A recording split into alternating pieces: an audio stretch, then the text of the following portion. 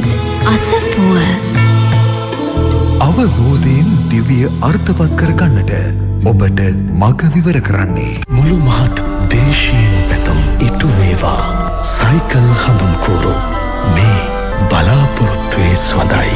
අයිබෝවන් සුබ සන්ධ්‍යාවක් අප සූදානම් වෙන්නේ ඉරිදා සිත්නෙත් අසපුව වැඩසටහන ආරම්භ කරන්නට. අදත් ඔබට සුපුරුදු විදිහටම මේ මොහොතේ ඉඳලා රාත්‍රී 9 දක්වා අඛණ්ඩව ධර්මය පිළිබඳව මහත් ගෞරවයක් ඇතිවන ආකාරයෙන් ධර්මය ප්‍රායෝගිකව ජීවිතයට එකතු කරගන්නට පුළුවන් අවස්ථාවක් සකසා ගමින් ධර්මයේ ශ්‍රවණය කිරීමේ වාග්ය උදා වෙනවා. ඒ වෙනුවෙන් ගෞරව නමස්කාර පූරකව අදත් ඉරිදා සිත්නෙත් අසපුවට අපි ආරාධනා කළේ බෙලිහුල් ඔය සීල සමාහිත ආරණ්‍ය සේනාසන වාසී පූජනීය වන්දනීය බලංගොඩ රාධ ස්වාමීන් වහන්සේට. උන්වහන්සේ බොහොමත්ම ගෞරවයෙන් නමස්කාර පූරකව ඉරිදා සිත්නෙත් අසපුව වැඩසටහන වෙනුවෙන් පිළිගනු ලබනවා. පින්තුනි, අද දවස තුලදීත් ඔබට ආනාපාන සති භාවනාව සම්බන්ධව සතර සතිපට්ඨානය පදනම් වූ දේශනමාලාවේ තවත් වටිනා දේශනාවකුයි ශ්‍රවණය කිරීමේ අවස්ථාව උදා වෙලා තිබෙන්නේ. මේ දේශනාවන් ශ්‍රවණය කරන ඔබට දැනුණහොත් අනේ දේශනාව නැවත අහන්නට තිබුණා නම් හොඳයි කියා අපි ඔබට ඒ සඳහා අවස්ථාව උදා කර දීලා තිබෙනවා. ඔබට පුළුවන් net FM බණ කියන YouTube නාලිකාව ඔස්සේ නැවත මෙම වැඩසටහන් ශ්‍රවණය කරන්නට, මේ ධර්ම දේශනාවන් ධර්ම සාකච්ඡාවන් ශ්‍රවණය කරන්නට. ඒ නිසා අපි ඔබට ආරාධනා කරනවා net FM බණ කියන YouTube නාලිකාවට ගිහිල්ලා ඔබට පුළුවන් ඒ ධර්ම දේශනා නැවත අහන්න. ඉරිදා සිත්නෙත් අසපුවේ ධර්මානුශාසනාව පවත්වන්නට පූජනීය වන්දනීය බලංගොඩ රාධ ස්වාමීන් වහන්සේට බොහොමත්ම ගෞරවයෙන් නමස්කාර පූර්වකව ඇරයුම් කරනවා. අවසරයි ස්වාමීන් වහන්ස. සාදු සාදු සාදු. සමන්ත චක්කවාලේසු අත්‍රා ගච්ඡන්තු දේවතා සද්ධම්මං මුනි රාජස්ස සුනන්තු සග්ග මොක්ඛදම් ධම්මස්සවන කාලෝ අයං භදන්තා ධම්මස්සවන කාලෝ අයං භදන්තා ධම්මස්සවන කාලෝ අයං භදන්තා. මහා කරුණිකං නාතං ඤය සාගර පාරගුං වන්දේ නිපුන ගම්භීර විචිත්‍ර ණය දේශනං විඤ්ඤාචරණ සම්පන්නා යේන නියන්ති ලෝකතෝ වන්දේ තමුත්තමං ධම්මං සම්මා සම්බුද්ධ පූජිතං සීලාදි ගුණ සම්පන්නෝ ඨිතෝ මග්ගඵලේසු යෝ වන්දේ අරිය සංඝං තං පුඤ්ඤක්ඛෙත්තං අනුත්තරං. නමෝ තස්ස භගවතෝ අරහතෝ සම්මා සම්බුද්දස්ස. නමෝ තස්ස භගවතෝ අරහතෝ සම්මා සම්බුද්දස්ස. නමෝ තස්ස භගවතෝ අරහතෝ සම්මා සම්බුද්දස්ස. විවිච්ඡේව කාමේහි විවිච්ඡ අකුසලේහි ධම්මේහි සවිතක්කං සවිචාරං විවේකජං පීති සුඛං පඨමඥානං උපසම්පජ්ජ විහරති තී. අතිපූජනීය මහා සංඝරත්නයෙන් අවසරයි ශ්‍රද්ධාවන්ත පින්වතුනි, අද සිත්නෙත් අසපුව ධර්ම දේශනාව ශ්‍රවණය කරන්නයි හැමදෙනාම මේ අවස්ථාව ලබා ගන්නේ. බුදුරජාණන් වහන්සේගේ විරාගී හදමඩලින් මතු වුණ අමා ධර්මයෙන් පමණයි අපේ සංසාර දුක්ගිනි කවදා නමුත් නිවී යන්නේ. වෙන කිසිම හේතුවකින් සසර දුක් නිවෙන්නේ නැහැ. එනිසාම ඒ භාග්‍යවත් වූ අරහත් වූ බුදුරජාණන් වහන්සේ වදාළ අමා ධර්මය නිරන්තරයෙන් සිත පහදවාගෙන ඇසිය යුතුමයි. ඒ ධර්මයට අනුව ධර්මානුධර්ම ප්‍රතිපත්තීන්හි යෙදිය යුතුමයි. ඒ ධර්මානුධර්ම ප්‍රතිපත්තීන්හි යෙදෙමින් උතුම් සැනසීම අපේක්ෂාවෙන් මේ උතුම් ප්‍රතිපදාවේ ගමන් කළ යුතුමයි. අපි හැම දෙනාම බුදුරජාණන් වහන්සේගේ ශ්‍රාවකයෝ ලෙස ප්‍රඥාවන්තව කටයුතු කරනවා නම්. ඉතින් ඒ උදෙසා තමයි මේ උතුම් අමා ධර්මය ඔබ වෙත සමීප කරන්නේ. අද සිත්නෙත් අසපුවෙන් ඔබට ඇහෙන මේ ධර්ම දේශනාව ධර්මදානයක් ලෙස ලබා දෙන්නේ අංක 1586න් 10 කෝට්ටේ පාර රාජගිරියේ පදිංචි පින්වත් ලකිඳු එවැගේම ලහිරු ගංගානි කියනේ දූපුතුන්ලා බොහොම ශ්‍රද්ධාවෙන් තම දෙමව්පියවරුන් වර්ග පරම්පරාවේ ඇත්තෝ බොහෝ දෙනාට ආශිර්වාද කරන්නට එවැගේම සුජීවත්ව වාසය කරන බොහෝ දෙනාට සෙත් ප්‍රාර්ථනා කරන්නට ධර්මාවබෝධයේ පිණිසත් හේතු වේවා කියන පිවිතුරු පැතුම ඇතිවයි මේ උතුම් ධර්ම දානය ලබා දෙන්නේ. ඒ සියලු ප්‍රාර්ථනාවන් මෙපින් බලයෙන් ඉෂ්ට වේවා කියලා අපි පළමු කොට ආශිර්වාද කරනවා. පසුගිය වැඩසටහන් මාලාවේදී අප විසින් දේශනා කරන්නට සහ සාකච්ඡා කරන්නට යෙදුනේ සතර සතිපට්ඨාන භාවනාවේ කායානුපස්සන සතිපට්ඨානයට අයත් පළමු කර්මස්ථානය ආනාපාන සති කර්මස්ථානය පිළිබඳවයි. එහිදී ඒ ආනාපාන සති භාවනාවේ මුල් කොටස් පිළිබඳ සෑහෙන තරම් දැනුමක් අපි හැමදෙනාම ඒ උතුම් දේශනා අනුව ලබාගත්තා. ජීවිතයට ගල්පා ගැනීම පිණිසයි දැන් අපට ඒ අවස්ථාව ලැබිලා තියෙන්නේ. ඉතින් එහිදී මේ ආනාපාන සති භාවනාව ක්‍රමානුකූලව පුහුණු කිරීම තුළින් ඒ ශ්‍රාවකයා කාමාවචර භූමිය ඉක්මවා නැත්තම් ධ්‍යාන මට්ටම දක්වාම මේ සිත දියුණු කරන ආකාරය සාකච්ඡා කළා, දේශනා කළා. ඒත් සමගම ඔහුට බොජ්ජංගාදී ධර්මයන් වැඩෙන හැටිත් බුදුරජාණන් වහන්සේ පෙන්වා වදාළ ආකාරයෙන්ම ඔබට කියා දුන්නා.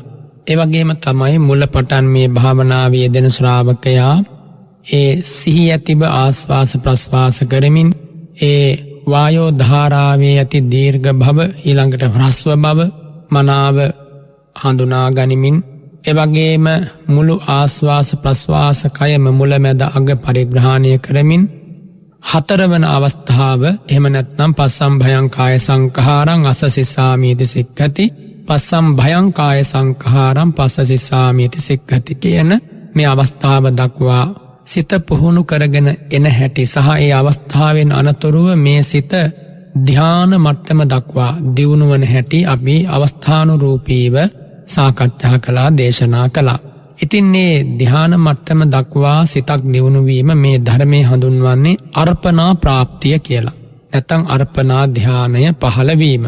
ඒ අර්පණා ලහබේ පිණිස ඒ ආනාපාන සති භාවනාව ප්‍රගුණ කරන ශ්‍රාවකයා අර්පණා ප්‍රාප්තිය හෙවත් ධ්‍යාන ප්‍රතිලාභය පිණිස ආනාපාන සති භාවනාව හසුරුවාගෙන එද්දී අවස්ථාවක් පැමිණෙනවා ඔහුට ඒ ආනාපාන සති නිමිත්ත ඇසුරු කරගෙන මේ සිත රූපාවචර භූමිය දක්වා ඔසවා තබන්නට. ඉතින් එහිදී මුලින්ම සිද්ධ කරන්නේ කුමක්දයි ඔබට පසුගිය වැඩසටහන් වලදී පැහැදිලි වුණා. ආනාපාන සති නිමිත්ත හොඳට හඳුනාගෙන එය උපදවාගෙන ආරම්භක අවස්ථාවේ බොහෝම කුඩාවට දැනෙන්න පුළුවන් කණාමැදිරියලියක් වගේ පුංචි ගිනි පුපුරක් වගේ දැනෙන මේ ආනාපාන සති ප්‍රතිභාග නිමිත්ත නැත්තම් ඒ ප්‍රතිභාග නිමිත්ත සංඛ්‍යාත ධම්මාරම්මණය ඒ විදිහට තමයි ආරම්භකව හිතට දැනෙන්නේ. කුඩාවට පෙනුන ඒ නිමිත්ත ක්‍රමක්‍රමයෙන් මේ භාවනාවේ යෙදෙන්න බොහොම විශාලව විසදව ආලෝකමත්ව හදවතට දැනෙන්න ගන්නවා. ඒ දැනෙන අවස්ථාවේ ඒ නිමිත්ත ඇතැම් විට චංචල වෙන්න පුළුවන්, ඒවා හිතට පේන ධර්මතා. ඒ වගේම ඇතැම් කෙනෙකුට ඒ නිමිත්ත තමා ඉදිරියේ නිශ්චලව තියෙනවා වගේ පේන්න පුළුවන්. සමහර කෙනෙකුට ලං වෙලා ඈත් වෙනවා වගේ පේන්න පුළුවන්.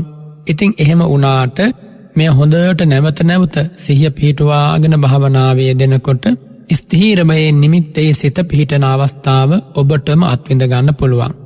එතකොට ඒ සිත ඒ නිමිත්තෙන් බැහැරට ගන්නේ නැතිව වීරිය තමන් යම් වීරියකින් නම් භාවනාව පුහුණු කළේ ඒ භාවනාව පිළිබඳව වූ වීරිය අනවශ්‍ය විදිහට වැඩි කරන්න හෝ අඩු කරන්න යන්නේ නැතිව යම් සම මට්ටමක පවත්වා ගැනීම අවශ්‍ය වෙනවා. අන්න එතකොට තමයි මේ නිමිත්ත තමා ඉදිරියේ නිශ්චලව පිහිටා පවතිනවා කියලා පේන්න පටන් ගන්න. ඒ කියන්නේ සිතට තමයි ඒ කාරණා අරමුණු වෙන්නේ.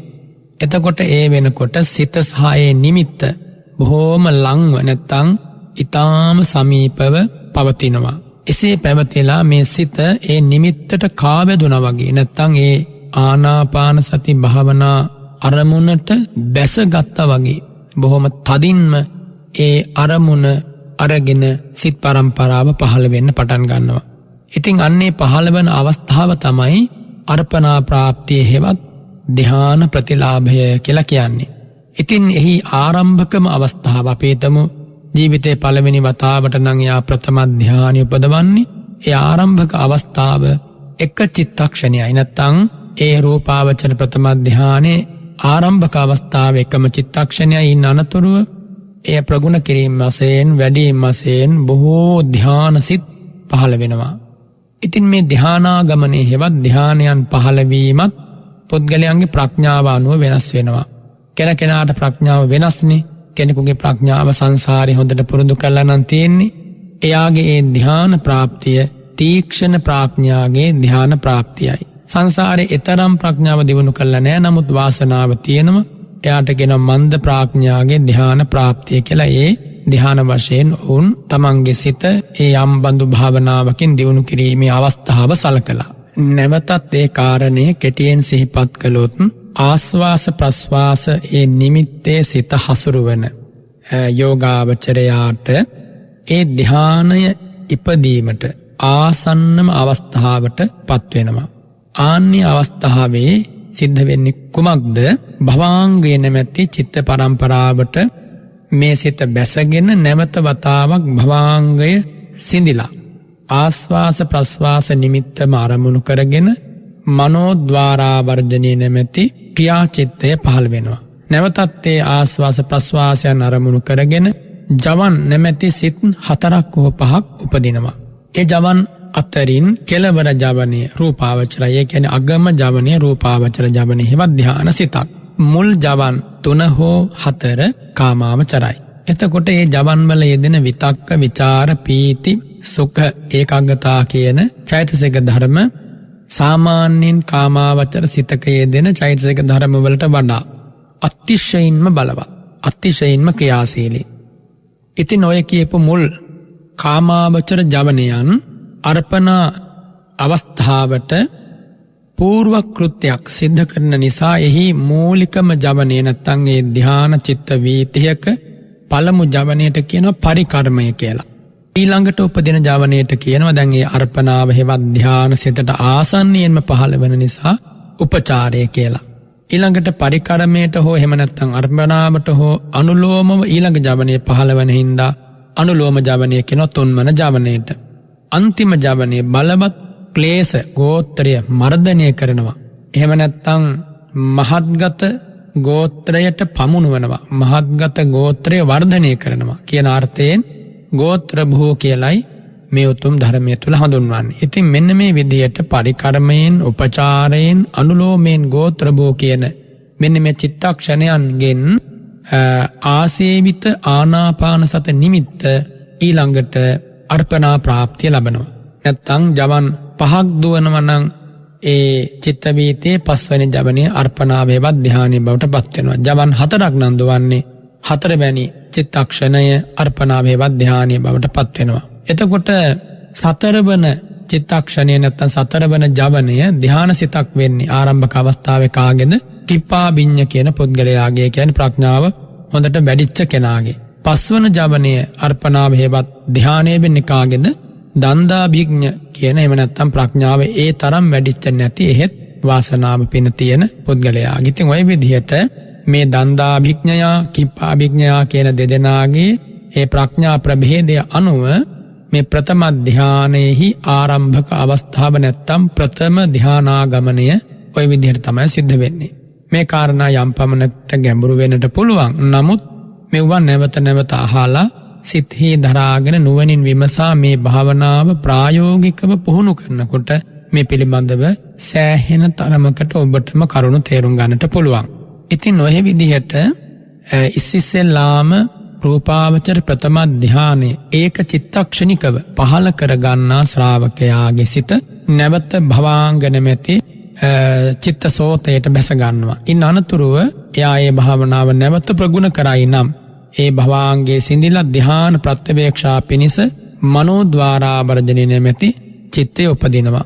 ඒ අනුව තමයි මේ ධ්‍යානය නැත්තම් මේ ලැබෙච්ච අවස්ථාව මේ අත්දැකීම එයා ප්‍රත්‍යවේක්ෂා කරන්නේ. ඉතින් ඔය විදිහට මේ කාමාවචර භූමියේ පටන් රූපාවචරය දක්වා මේ සිත ඉහළ නංවා තබන හැටි භාවනාවක් තුළින් කුමක්ද සිද්ධ වෙන්නේ කියන කාරණය භාග්‍යවතුන් වහන්සේ ඉතා ගැඹුරින් පැහැදිලි කළා. ඉතින් මේ විදිහට ශ්‍රාවකයා ආනාපාන සති නිමිත්තේ සිත පිහිටුවාගෙන කලක් පුහුණුවේ යෙදෙන කොටයි මේ තත්ත්වය ඇති වෙන්නේ. නැත්තම් අපි මේ කියා දුන් පමණින් තත්ත්වයන් තමන්ගේ ජීවිතයට ආරෝපණය කරගෙන මුලා වෙන්න යන්නේ නැතුව නැවත නැවත පුහුණුවේ කෙසේ හෝ යෙදිලා අවස්ථාව ලබාගෙන ඔබම ඒ කාරණේ අත්විඳින්නට ඕන. ඒ ඉස්සෙල්ලාම ලැබෙන ප්‍රථම ධානය එලෙසින් ලැබුණාට පස්සේ නැවත නැවත ඒ ප්‍රථම ධානය බොහොම දියුණුවට ප්‍රගුණ බවට කෘතහස්ත බවට පත් කර ගැනීමයි යෝගාවචරයාගේ ඊළඟ අවස්ථාව නැත්තම් ඊළඟ යෙදීම බවට පත්වන්නේ.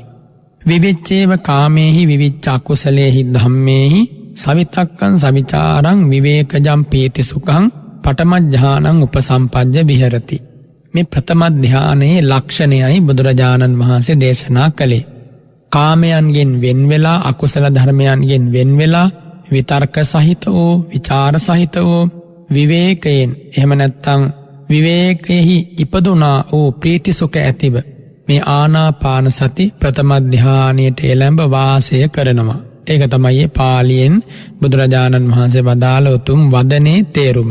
ඉතින් මුල පටන්ම ඔය සතර කර්මස්ථාන ටික පුරුදු කරලා ඉන් අනතුරුව ආනාපාන සති භාවනාව වඩපු යෝගාවචරයා අංග පහකින් යුක්ත වූ ඒ කියන්නේ විතර්ක විචාර ප්‍රීති සුඛ ඒකාග්‍රතා කියන අංග පහකින් යුක්ත වූ මුල මැද අග යහපත් වීම හේවත් ත්‍රිවිධ කල්යාණයෙන් යුක්ත වූ ඒ වගේම ආදී කල්යාණ ලක්ෂණ 3 මධ්‍ය කල්යාණ ලක්ෂණ 3 සම්පහන්සන සංඛ්‍යාත පරියෝසාන කල්යාණයාගේ ලක්ෂණ 4 කියන මේ දස ලක්ෂණයෙන් සමන්නාගත වූ ආනාපාන සති ප්‍රථම ධාන ප්‍රතිලාභය ලබනවා. එතකොට ඒ ශ්‍රාවකයා අර අපි මුලින් කිව්වා වගේ ගණනා අනුබන්ධනා පුසනා කියන අවස්ථාවන් පසු කරලා තපනා කියන අවස්ථාවත් සම්පූර්ණ කරපු කෙනෙක් බවට පත් වෙනවා. ඒ කියන්නේ ධාන ප්‍රතිලාභය දක්වාම මේ ආනාපාන සති සමාධිය හසුරුවාගත්ත කෙනෙක් වෙනවා. වචනයෙන් මෙලෙසින් දේශනා කළාට මෙහි කෘත්‍යාධිකාරය හිතන තරම් ලේසි නෑ. හැබැයි අපහසුත් නෑ. උනන්දුවෙන් උවමනාවෙන් මේ උතුම් වැඩපිළිවෙලේ යෙදීම මත තමයි ඵලය ලැබෙන්නේ. එනිසා කලබල නොවී ඉක්මන් නොවී හැබැයි ප්‍රමාදයටපත් නොවී මේ භාවනාවේ යෙදීමයි අපි හැම වෙලාවකම අපේක්ෂා කරන්නට ඕන. විවිච්ඡේව කාමේහි විවිච්ඡ අකුසලේහි ධම්මේහි සවිතක්කං සවිචාරං කියලා තමයි ඔය ප්‍රථම ධානය හඳුන්වන්නේ භාග්‍යවතුන් වහන්සේ එහි ගති ලක්ෂණ දේශනා කළේ. විවිච්ඡේව කාමේහි කියන තැනින් අදහස් කරන්නේ වස්තුකාමයෙන් වෙන්වීම එහෙම නැත්නම් කාය විවේකය. අන්නේ විවේකය කාමච්ඡන්දයාගේ විස්කම්භණයෙන් දුරු කිරීමෙන් ලැබෙන නිදහසයි එතන විවිච්ඡේව කාමේහි කියලා භාග්‍යවතුන් වහන්සේ දේශනා කරන්නේ. ඊළඟට විවිච්ඡ අකුසලෙහි ධම්මෙහි කියන්නේ ක්ලේශ කාමයෙන් හා සියලු අකුසලයන්ගෙන් වෙන්වීම. එයින් අදහස් කරන්නේ චිත්ත විවේකය. එතකොට ඒ කියන චිත්ත විවේකය නම් කාමච්ඡන්ද ව්‍යාපාද තීන මිද්ද උද්ධච්ච කුක්කුච්ච විචිකිච්ඡා කියන පංච නීවරණයන්ගේම විස්කම්බණයෙන් ලැබෙන විවේකයකට කියනවා විවිච්ඡේව අකුසලෙහි ධම්මෙහි කියලා. එහෙමත් නැත්නම් විවිච්ඡේව කාමයේ කියන තැන පංචකාම ගුණික ලෝභ සහගත අකුසල මූලයද ඊළඟට කාම ඕග කාම යෝග ආදී වශයෙන් ඔය කියන ලද භව මූල වූ තෘෂ්ණාව හා ඒ හා සංප්‍රයුක්ත ධර්මයන්ද අටවැදෑරුම් ලෝභ මූලික චිත්තෝත්පාදයේද විස්කම්බණය වෙනවා කියලා අදහස් කරනවා විවිච්ඡේව කාමයේ කියන පදයෙන්. තවදුරටත් කිව්වොත් මේ විවිච්ඡේව කාමයේ කියලා හඳුන්වන ලක්ෂණයෙන් කාමච්ඡන්ද නීවරණයාගේ විස්කම්බණයයි බුදුරජාණන් වහන්සේ දේශනා කරන්නේ නැත්තම් ප්‍රහාණය. විවිච්චේ අකුසලයේ කියන තැන ද්වේෂ මෝහ කියන අකුසල මූලයන් ඊළඟට භව ඕග ආදී ඕග තුන භව යෝගාදී යෝග තුන භව ආශ්‍රවාදී ආශ්‍රව තුන ඉතින් ඔය ditthi උපාදාන තුන ව්‍යාපාදාදී කායගන්ත තුන ඉතින් ඔය විදිහට ගත්තහම දෝෂ මෝහ කියන අකුසල සිත සතර විස්කම්බණය කරලා කාමච්ඡන්ද නීවරණේ හැර ඉතිරි ව්‍යාපාදාදී සතර නීවරණයන්ගේ විස්කම්බණය සිද්ධ වන හැටි ඔය විවිච්චේ අකුසලෙහි ධම්මේහි කියන පදයෙන් බුදුරජාණන් වහන්සේ වදාරනවා. තවත් විදියකින් කිව්වොත් විවිච්ඡේව කාමේ විවිච්ඡ අකුසලේ ධම්මේ කියනකොට සියලු අකුසලයන් යටපත් කිරීම වශයෙන් දුරු කරලා මේ ධානයට පැමිණීම ධානාගමනය භාග්‍යවතුන් වහන්සේ මේ විදියට තමයි දේශනා කොට වදාරන්නේ. එතකොට ප්‍රථම ධානයෙහි ප්‍රහාණාංගයන් මොනවද කියලා අහුවොත් ප්‍රථම ධානයේ ප්‍රහාණාංගයන් තමයි කාමච්ඡන්දේ ව්‍යාපාදේ දීන මිද්දේ උද්ධච්ච කුක්කුච්ච විචිකිච්ඡා කියන මෙන්න මේ පහ. ප්‍රථම ධානය තුළ ප්‍රහාණය වන දුරවන අංගයන්. එහෙනම් මේ කියන ලද කාමච්ඡන්දාදී නීවරණයන් ප්‍රහාණය වුණේ නැත්නම් එයාට එනම් ධ්‍යාන සිතක් ලැබෙන්නේ නැහැ. දැන් ඔබට පැහැදිලි වෙන්න ඕනි මේ ධම් කතාව තුලින් ආනාපාන සතිය අරමුණු කරගෙන ඒ තුලම සිත පිහිටුවාගෙන අපි කුමක්ද කළේ මේ සිත කාමච්ඡන්දයෙන් ඉවත් කිරීම. කාමුක අරමුණු වලට දුවන හිත අපි ආනාපාන සති නැමැති භාවනා නිමිත්තේ පැඳලා තැබුවා. ඉතින් ඔය ආකාරයෙන් සසු නීවරණයන්ටත් ඒ විසිරලා යන මේ සිත එසේ යන්න නොදී අර යතහා තම්බේ නිබන්ධෙය කියවනේ. ශක්තිමත් කණුවක කුළු ගොනෙක් ගැට ගහනවා වගේ ආනාපාන සති නැමැති ඒ භාවනාව තුළ මේ සිත ගැට ගැහුවා. කුමකින්ද? සතිය නැමැති යොතින්. ඒ ගැට ගැසීම තුළ තමයි නීවරණයන් ඉවත් වෙලා මේ සිත ඒ අරමුණේම läගුම් අරගෙන ඒ අනුවර කිව්වා වගේ විතක්ක ਵਿਚාරාදී ධානාංගයන් බලවත් වෙලා ධාන මට්ටමට මේ සිත දියුණු වෙන්නේ. එතකොට දැන් මේ ධානයක් උපදිනකොට ඒ සමගම ප්‍රහාණය වෙන තවත් අකුසලයන් තියෙනවා. නමුත් ප්‍රධාන වශයෙන් මේ කාරණා පහ බුදුරජාණන් වහන්සේ දේශනා කරන යටපත් වෙනවා. ඒවා සමග තවත් බොහෝ අකුසලයන් යටපත් වෙනවා. ඒ වගේම තමයි ධානයට ප්‍රධාන වශයෙන් අන්තරාය කර වෙන්නේ මොනවද?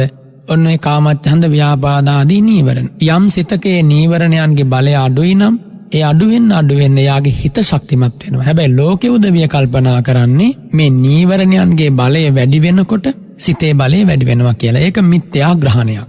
දැන් ඔය කාමච්ඡන්දය කියන ධර්ම ස්වභාවයෙන් යම් සිතක් පොළඹවල ඇදලා බැඳලා තැබුවොත් එහෙම ඒකාග්‍රතාවය ලැබෙන්නේ නැහැ. ඒ වගේම ව්‍යාපාදයෙන් යම් සිතක් මැඩුනට පස්සේ ඒ භාවනා අරමුණේ ඒ සිත පවතින්නේ නැහැ. තීන මිද්දෙන් මැඩුනහම කොහොමත් පවතින්නේ නැහැනේ. භාවනා කර්මයට යෝග්‍ය වන්නේ නැහැනේ. උද්ධච්ච කුක්කුච්චෙන් පීඩාවටපත් වුණොත් සංසුන් වෙන්නේ නැහැ සිත.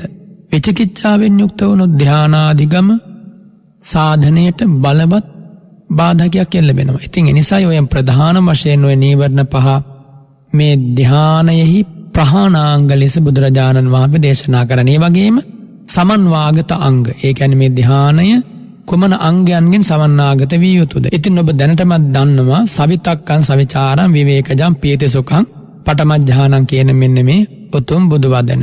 ඒ තුලින් කියවෙන්නේ මේ ධානය මෙන්න මේ අංගයන්ගෙන් සමන්නාගතයි කියලා. මොනවද?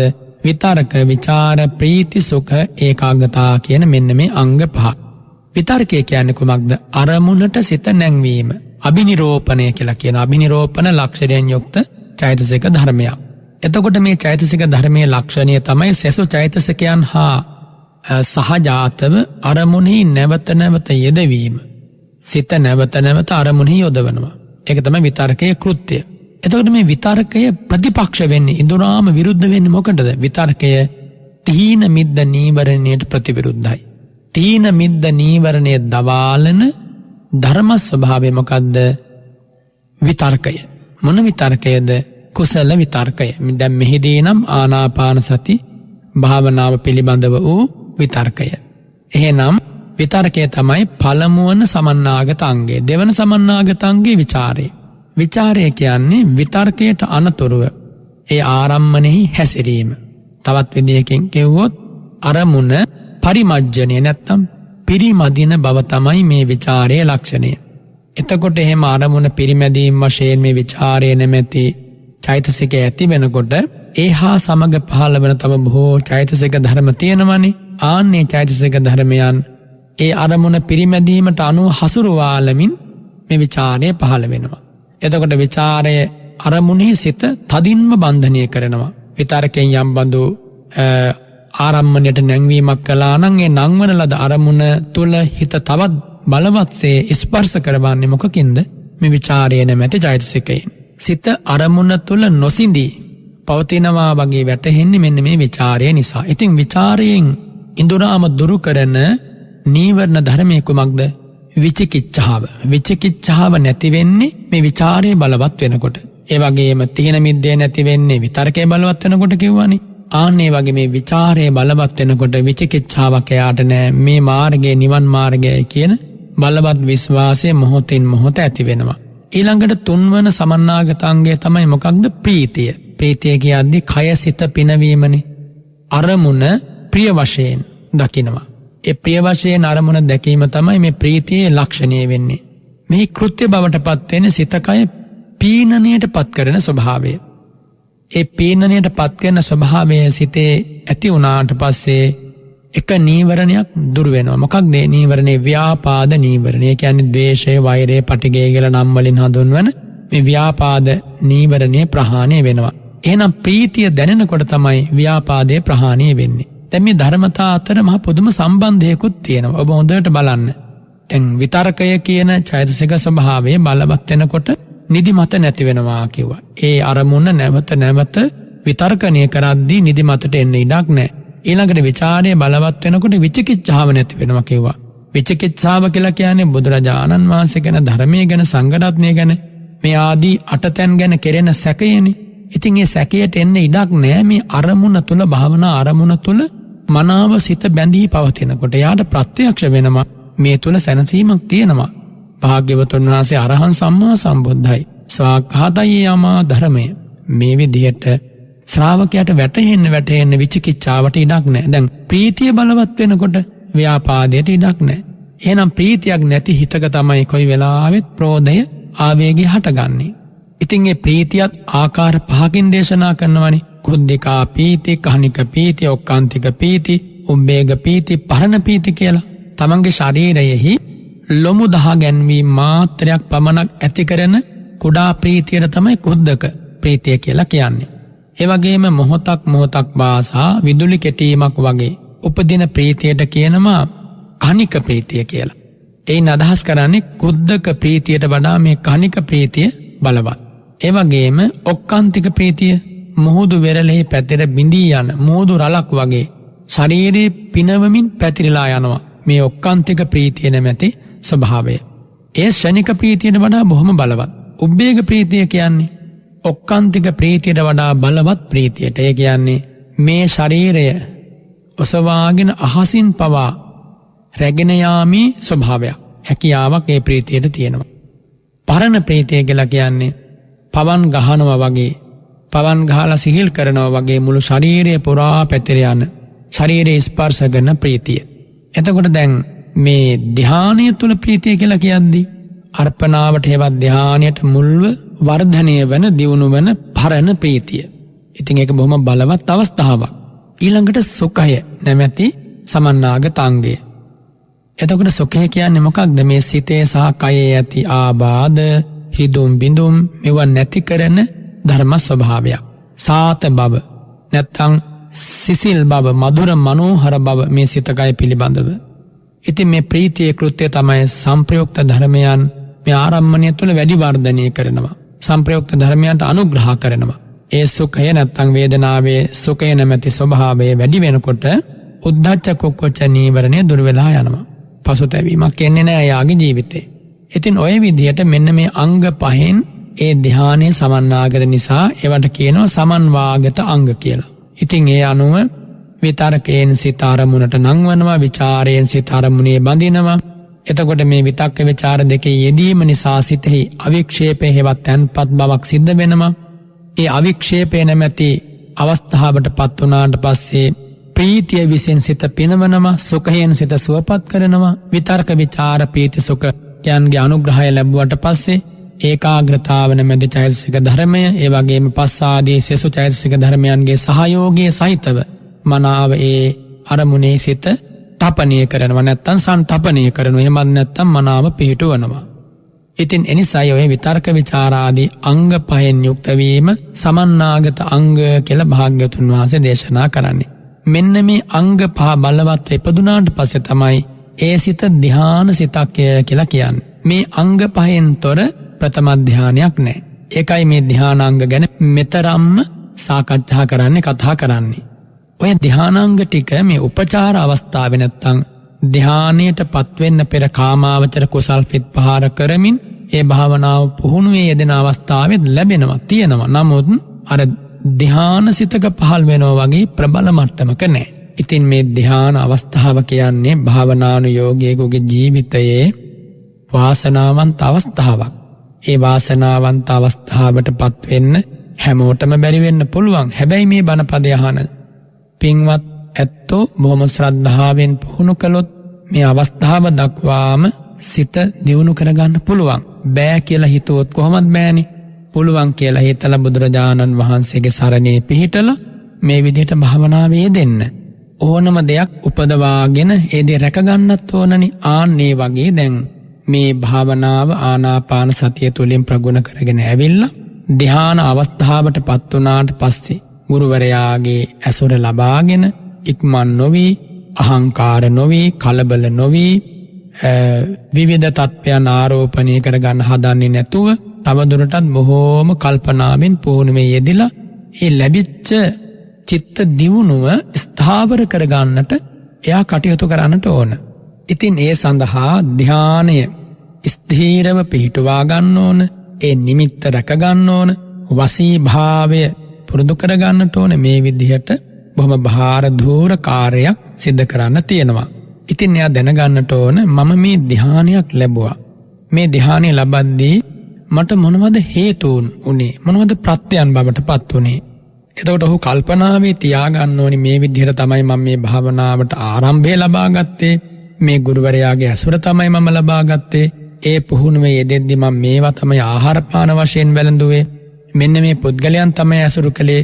මගේ කතාවේ අන්තර්ගතය වුණේ මේවා.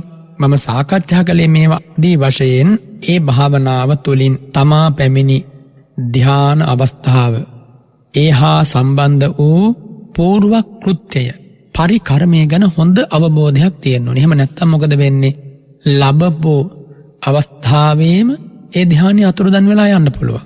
ඒ තමන් ඒ ධ්‍යානය සඳහා හේතු වූ දේවල් හඳුනාගෙන ඒ හේතුන් ටික සම්පාදනය වුණේ නැත්නම් නැවත එහෙනම් එයාට ධ්‍යානය ලැබෙන්නේ නැහැ. ඒ ධ්‍යානයේ දියුණුව ලබන්න බෑ. එහිදී යෝගාවචරය ඊටාම සිහි කල්පනාවෙන් භාවනාවේදී ඒ භාවනා දියුණුව පිණිස ඉරියාපත වශයෙන් අනුග්‍රහයක් ලැබුණේ මෙන්න මේ ඉරියාපතයන්ගෙන් කියලා. ඉරියව්ව පවා හොඳට සිහියට ගන්න ඕනේ. මෙන්න මේ ඉරියව්වෙන් වාඩි වෙලා භාවනා කරද්දී තමයි මගේ සිතට මේ සමාධි රසය දැනුනේ. මේ ප්‍රීතිය සුඛය දැනුනේ. මේ ධ්‍යාන සෝය දැනුනේ.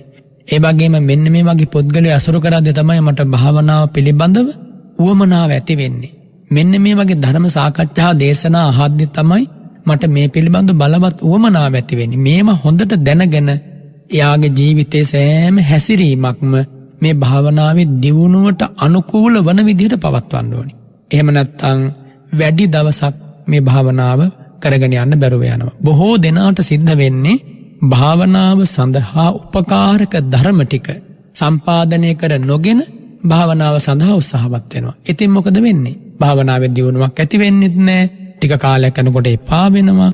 ඉන් අනතුරුව එයා ධර්ම මාර්ගයෙන් ඈතට විසි වෙනවා.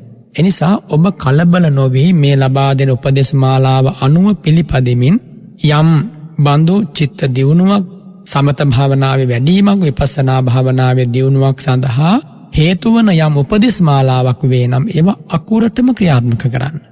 එයයි සිද්ධ කරන්නට ඕන. යම් බඳු සත්පායක් ලබාගෙන ලැබූ චිත්ත දියුණුවක් වේ නම් ඒ සත්පාය හඳුනා ගැනීමට යෝගාවචරය දක්ෂ වෙන්න ඕනි. ඒකයි මෙතකින් ඔබට කියා දුන්නේ.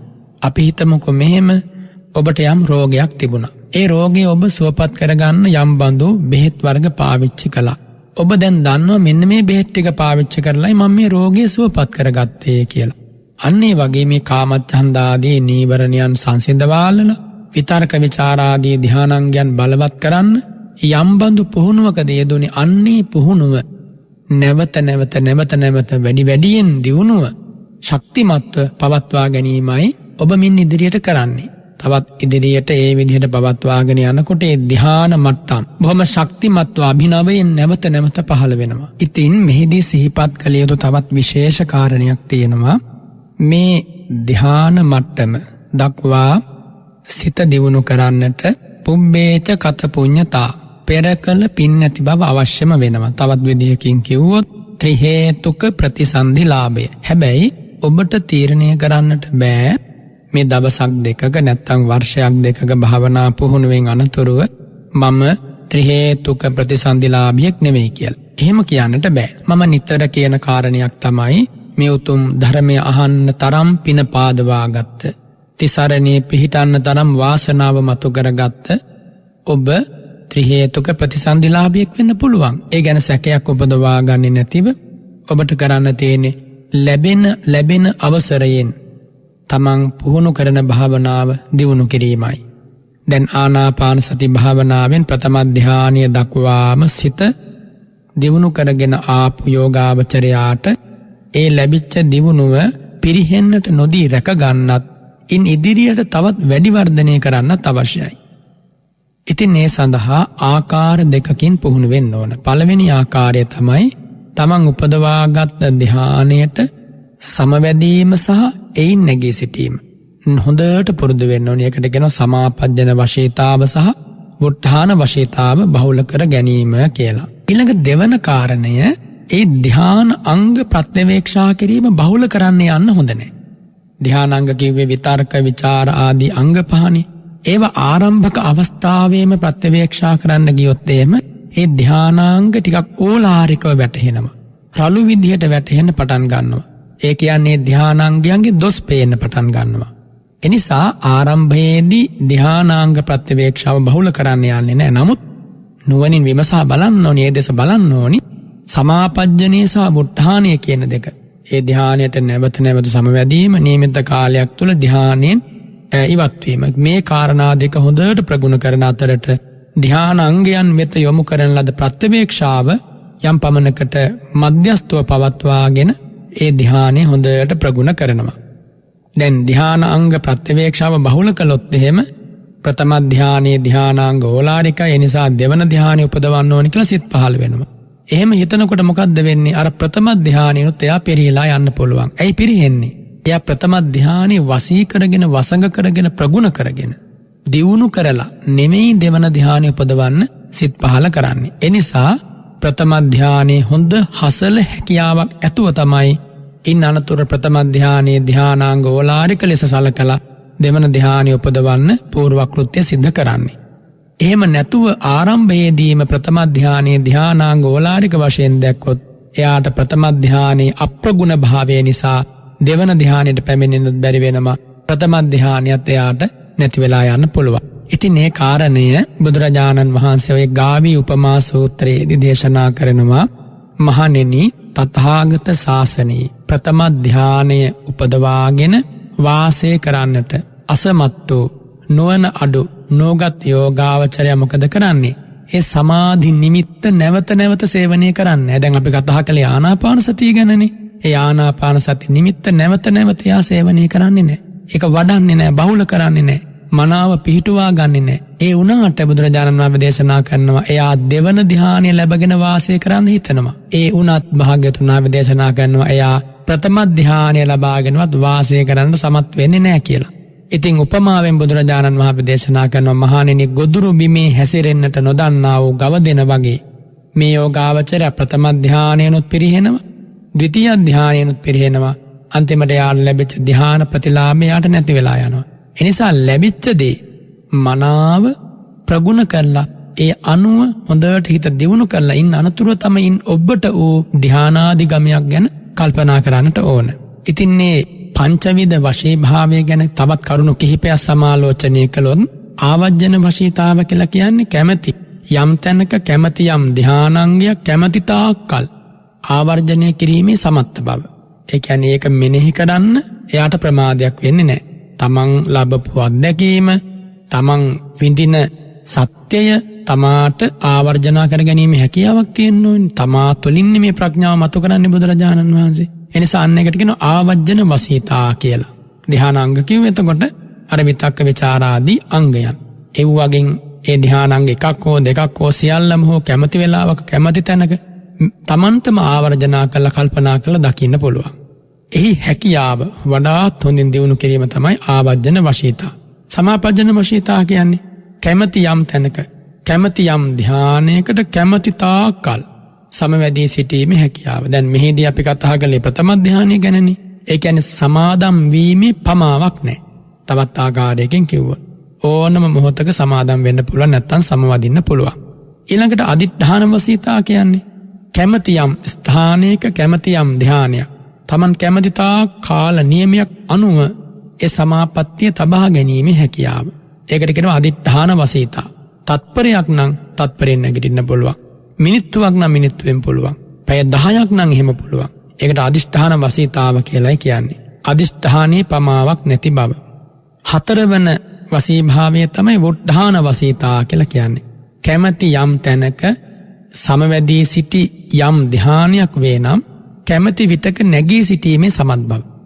වුද්ධාන වසීතා.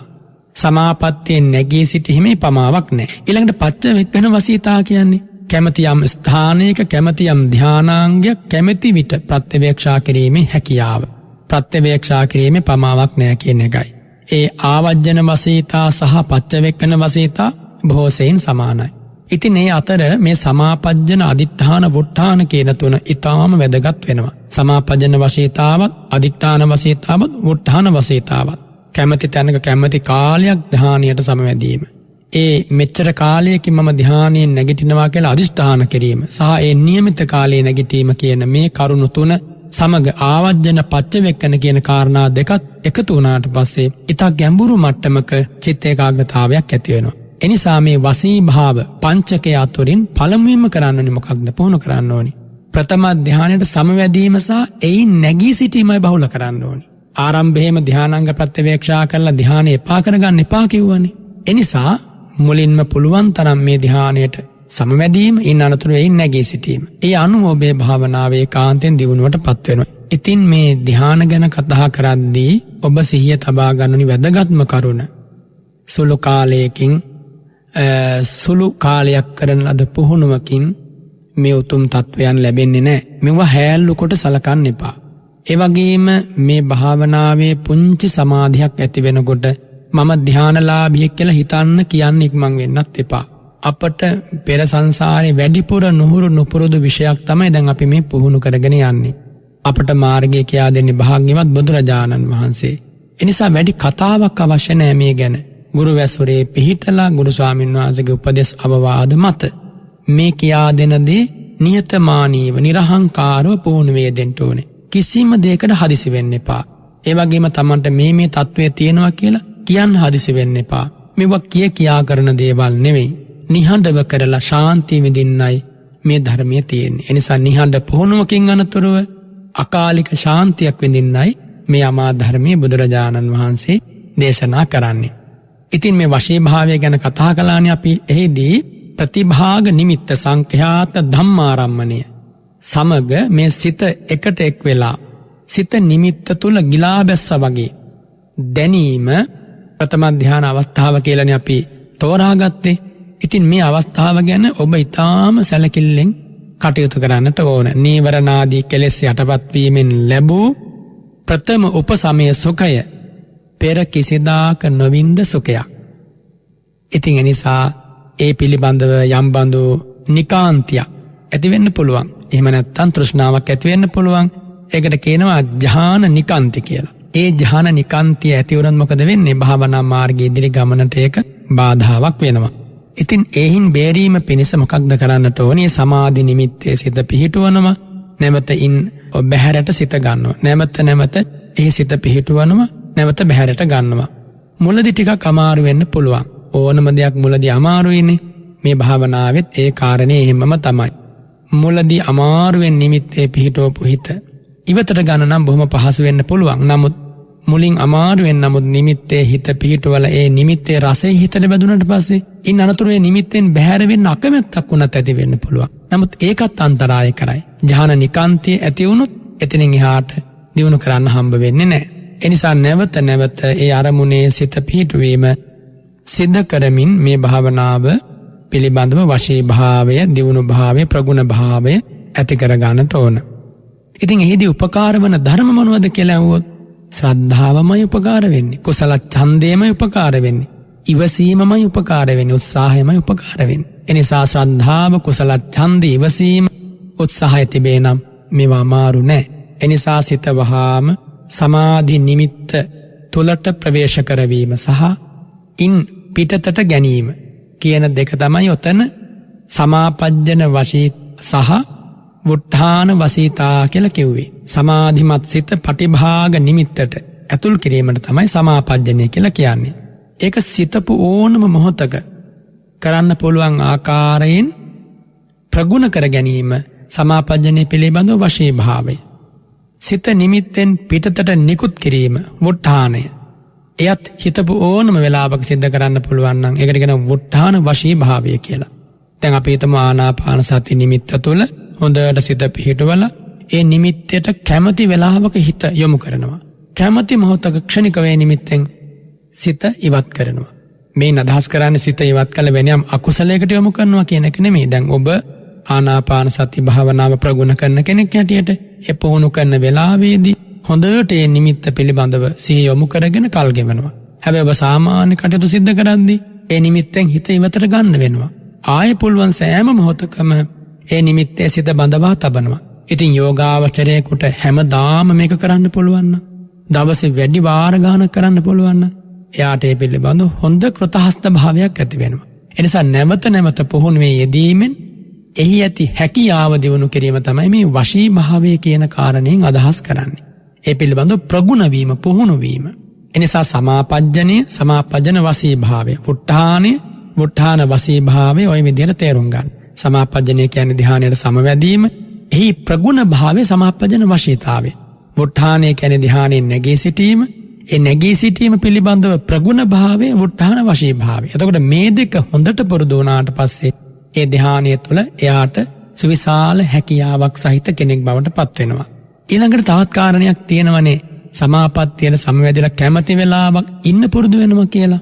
ඉතින් ඒ කාරණේ පුරුදු වෙද්දී අර සිත නිමිත්තට ඇතුළු කරනවා, එහෙම නැත්නම් ඒ නිමිත්තෙන් ඉවතට ගන්නවා.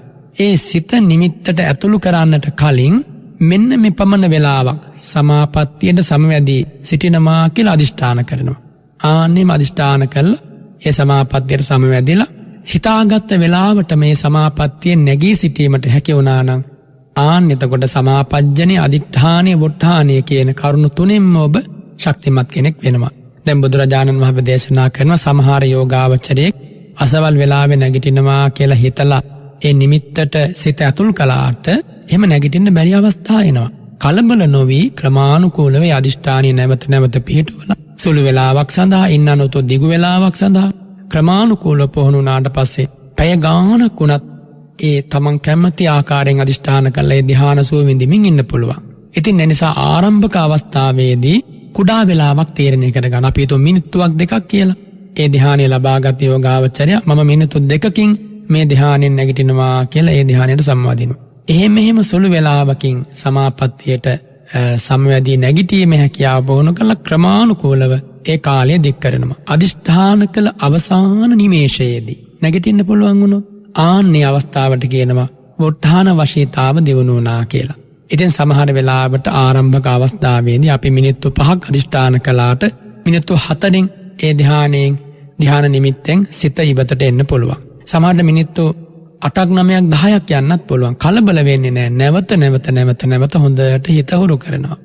අපි හිතමුකෝ දැන් උදේ පාන්දර අවදි වෙන්න ටිකක් අමාරු කෙනෙක් ක්‍රමානුකූලව ඒ අවස්ථාව හදාගත්තොත් දින 3 4ක් 5ක් කාගේ හරි උදව්වකින් හෝ වෙන යම් උපකරණයක උදව්වකින් හෝ යම් බඳු වෙලාවක උදෑසන කාලේ අවදි වෙන්න හුරු කරගත්තාම ටික කාලයක් යනකොට කාගේවත් උදව්වක් ඕනි නැහැ. උපකරණයක සහයෝගයක් අවශ්‍ය නැහැ. නමුත් નિયમિત වෙලාවට අවදි වෙනවා. අන්න ඒ වගේ මේ භාවනාව පැත්තේදී මුලින් අමාරු වෙන්නට පුළුවන්. නමුත් හොඳට පුහුණු කරගෙන යද්දි නියමිත වෙලාවට සම්මාදිනවා, කැමති තාක් ධානයේ ඉන්නවා, කැමති වෙලාවක නැගී සිටීමේ හැකියාව දියුණු වෙනවා. ඕනම මොහොතක අදිෂ්ඨාන කළ වෙලාව ඉක්මවන්නේ නැතුව නියමිත වෙලාවට ඒ ධ්‍යාන සමාපත්තියේ නැගී සිටින්නට පුළුවන් නම් අන්න යාගේ අදිෂ්ඨාන වශී භාවය සිද්ධ වුණා කියලා කියනවා. ඉතින් ඒ නිසා සමාපජ්ජන වශීතාව, අදිෂ්ඨාන වශීතාව සහ උත්ථාන වශීතාව කියන කරුණු තුنين තමා ලබාගත් ප්‍රථම ධ්‍යානෙ හොඳට දියුණු කරගෙන ඉන් ඉදිරියට පච්චවෙක්කන සහ ආවජ්ජන වශීතාවයන් හදා ගන්නවා. ඒ ආවජ්ජන වශීතා, පච්චවෙක්කන වශීතා විපස්සනාවටත් පාදක කරගන්න පුළුවන්. ඉතින් ඒ කාරණා පිළිබඳව අපි ඉදිරියේදී කරුණු ඉගෙන ගනිමු. අදට නියමිතව අපි කතා කළේ ආනාපාන සති භාවනාවෙන් ධ්‍යානයක් උපදවා ගැනීම සහ ඒ ධ්‍යානය කෙසේදයි හඳුනා ගැනීම, ඒ ධ්‍යානයේ අංග මොනවද, ඒ ධ්‍යානයේ ප්‍රහාණාංග මොනවද, සමන්නාගත අංග මොනවද කියන මෙන්න මේ කාරණා ටික පිළිබඳවයි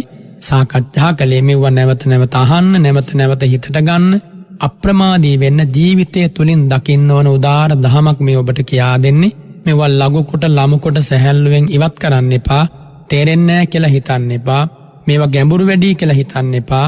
එහෙම හිතුවොත් ඔබෙන් ඈත් වෙලා යන්නේ ඒ අමා නිවනයි. එනිසා ඒ උතුම් සැනසීම අහිමි කරගන්නේ නැතිව ජීවිතයට සමීප කරගන්න මේ ලබා දෙන උතුම් ධර්මානුශාසනාව තුළින් ඔබ ඒ උදාර උතුම් ප්‍රතිපදාවේ නිරත වෙන්න කියලා මම මෛත්‍රියෙන් මේ මොහොතේදී සිහිපත් කරනවා. අදට නියමිත සිද්නෙත් අසපෝ ධර්මදේශනාවේ දායකත්වයේ දරුවේ අංක 1586න් 10 කෝට්ටේ පාර රාජගිරියේ පදිංචි පින්වත් ලකිඳු ලහිරු ගංගානි කියනේ දූපුතුන් රාජගිරියේ කෝට්ටේ පාරේ අංක 1586න් 10 නිවසේ පදිංචිව සිට මීට වසර 12කට පෙර පරලෝ සැපත් නිහාල් වෛද්‍ය රත්න එම ආදරණීය පියාණන්ට පින් අනුමෝදන් කරනවා.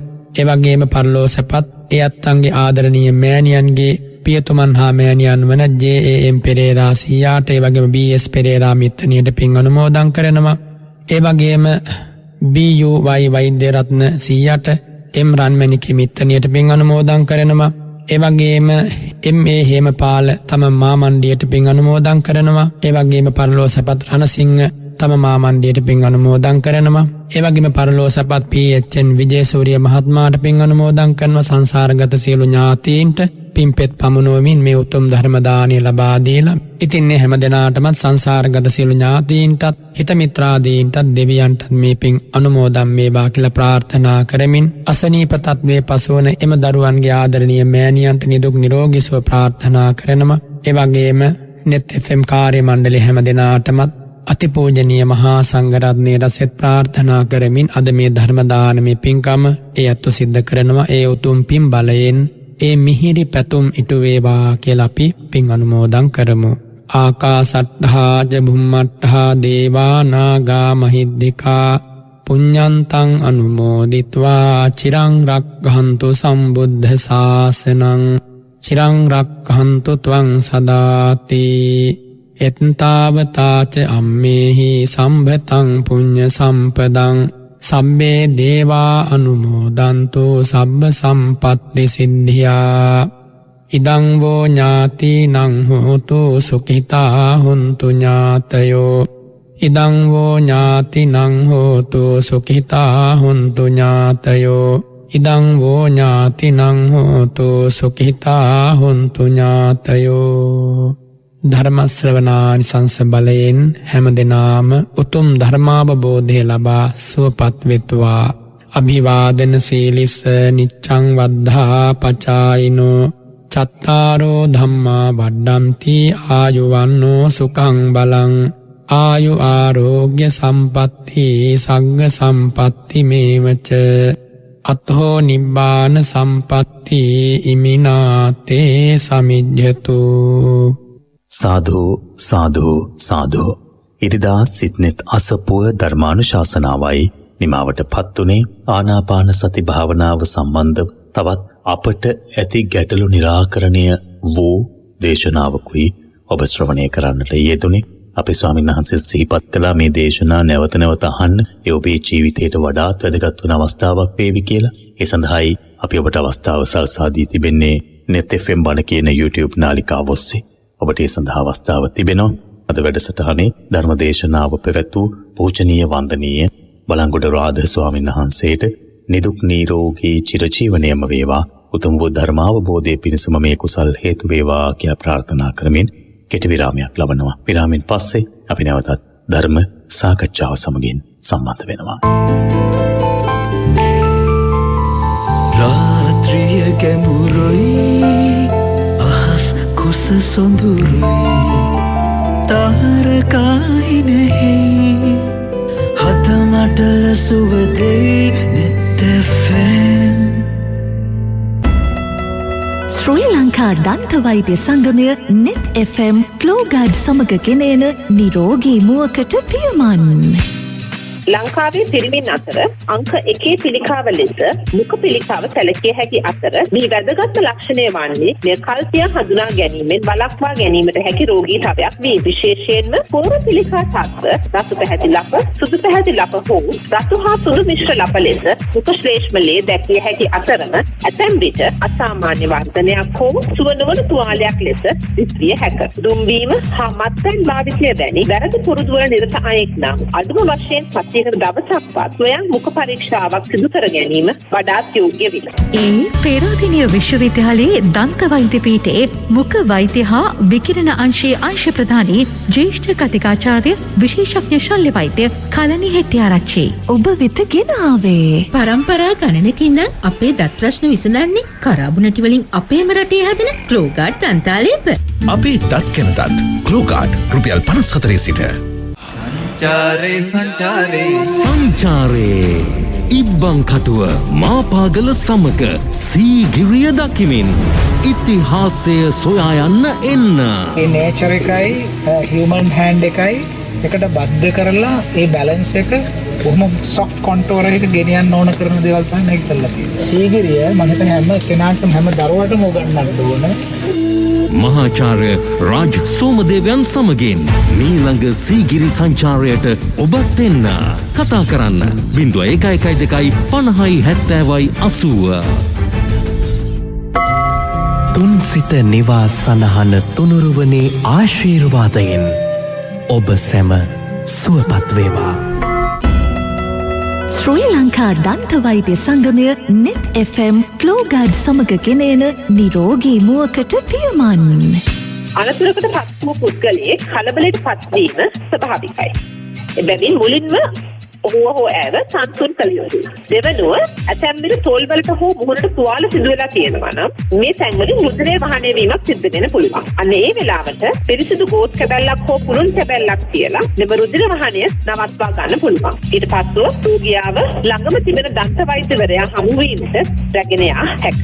ඒ පේරාදෙණිය විශ්වවිද්‍යාලයේ දන්ත වෛද්‍ය පීඨයේ මුඛ වෛද්‍ය හා විකිරණ අංශයේ අංශ ප්‍රධානී ජ්‍යෙෂ්ඨ කතිකාචාර්ය විශේෂඥ ශල්‍ය වෛද්‍ය කලනි හෙට්ටිආරච්චි ඔබ වෙත ගෙන ආවේ. පරම්පරා ගණනකින් නම් අපේ දත් ප්‍රශ්න විසඳන්නේ කරාබුනටි වලින් අපේම රටේ හැදෙන ක්ලෝගාඩ් දන්තාලේප.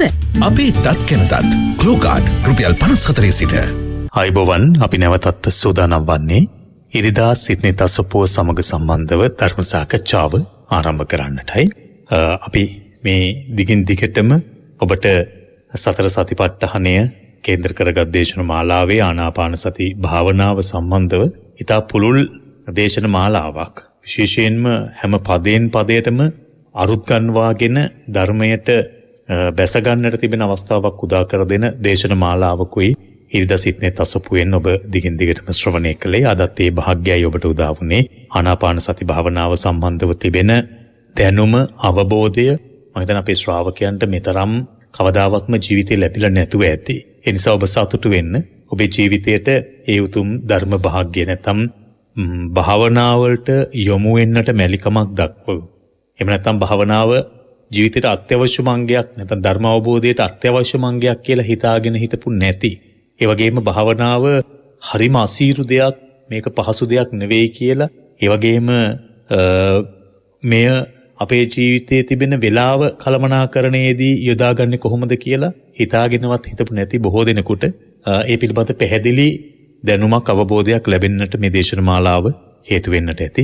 ඉතින් මම හිතන්නේ දැන් දිගින් දිගටම ඔබට ක්‍රමක්‍රමයෙන් මේ භාවනාවට පිවිසෙන්නටත් ඒ කටයුතු වල නිරත වෙලා ධර්ම මාර්ගයේ හැසිරෙන්නටත් හොඳ අවස්ථාවකුයි උදා වෙලා තිබෙන්නේ. අපි ධර්ම සාකච්ඡාවේදී තවත් අපේ ස්වාමීන් වහන්සේගෙන් ඊට සමගාමී වූ සම්බන්ධ වූ තවත් කාරණා සාකච්ඡා කරන්නට බලාපොරොත්තු වෙනවා.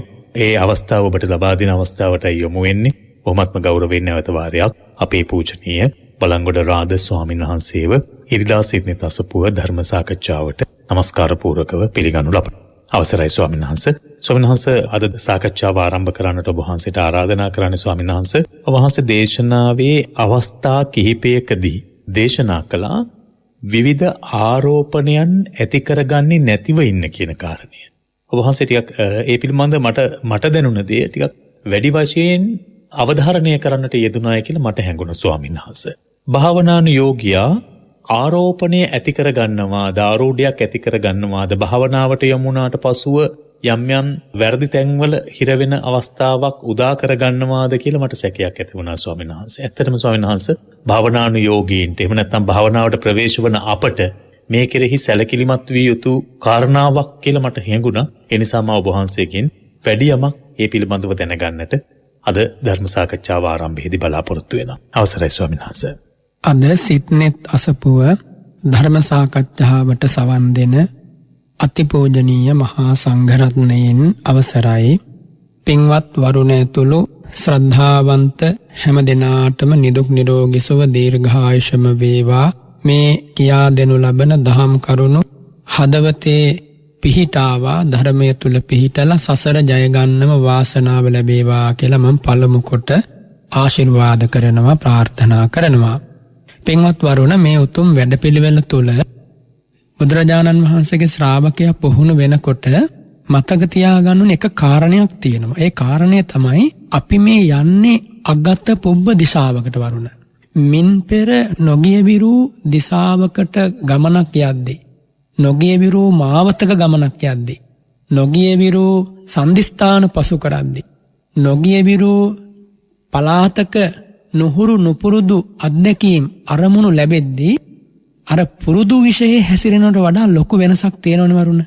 එතකොට නොතේරුම් ගන්නට තියෙන ඉඩකඩමයි වැඩි වෙන්නේ. ඒ වගේම සමහර විට මුලා වෙන්න තියෙන ඉඩකඩමයි වැඩි වෙන්නේ. ඒයින් අදහස් කරන්නේ මේ ධර්ම මාර්ගයේ ගමන් කරන කෙනා මුලා වෙනවා කියන එක නෙමෙයි. ධර්ම මාර්ගයේ ගමන් කරන කෙනා සීලයක පිහිටලා සමතේ වඩලා සමත පාදක විදර්ශනාවකට හෝ එහෙම නැත්නම් මූලපටන් විදර්ශනා මාර්ගයේ හෝ භාවනාමේ වශයෙන් සිත හුරු කරනකොට මේ කාමයන්ගෙන් සිත අතමුදවනකොට කාමච්ඡන්දාදීන් නීවරණාදී ධර්මයන්ගෙන් සිත ඈත් කරනකොට එයාට ඊළඟ පැත්ත තියෙන විරාගය රාගක්කය රාගයේ ක්ෂය වීම පිණිස සිත පුහුණු කරන්න. මෙහෙම පුහුණු කරද්දී වරුණ මේ හිත කියන්නේ හරි වංචනික ධර්මයක්. මායෝපමංච විඥාන මතකම තියාගන්න ඕනි මේ මායාවක් වගේ මේ විඥානේ. ඉතින් මේ විඥානීය සෝදානම් නැහැ. මේ සිත සෝදානම් නැහැ කිසිසේත්ම ඒ බඳු විරාගී පදනමක ලැබුම් ගන්න.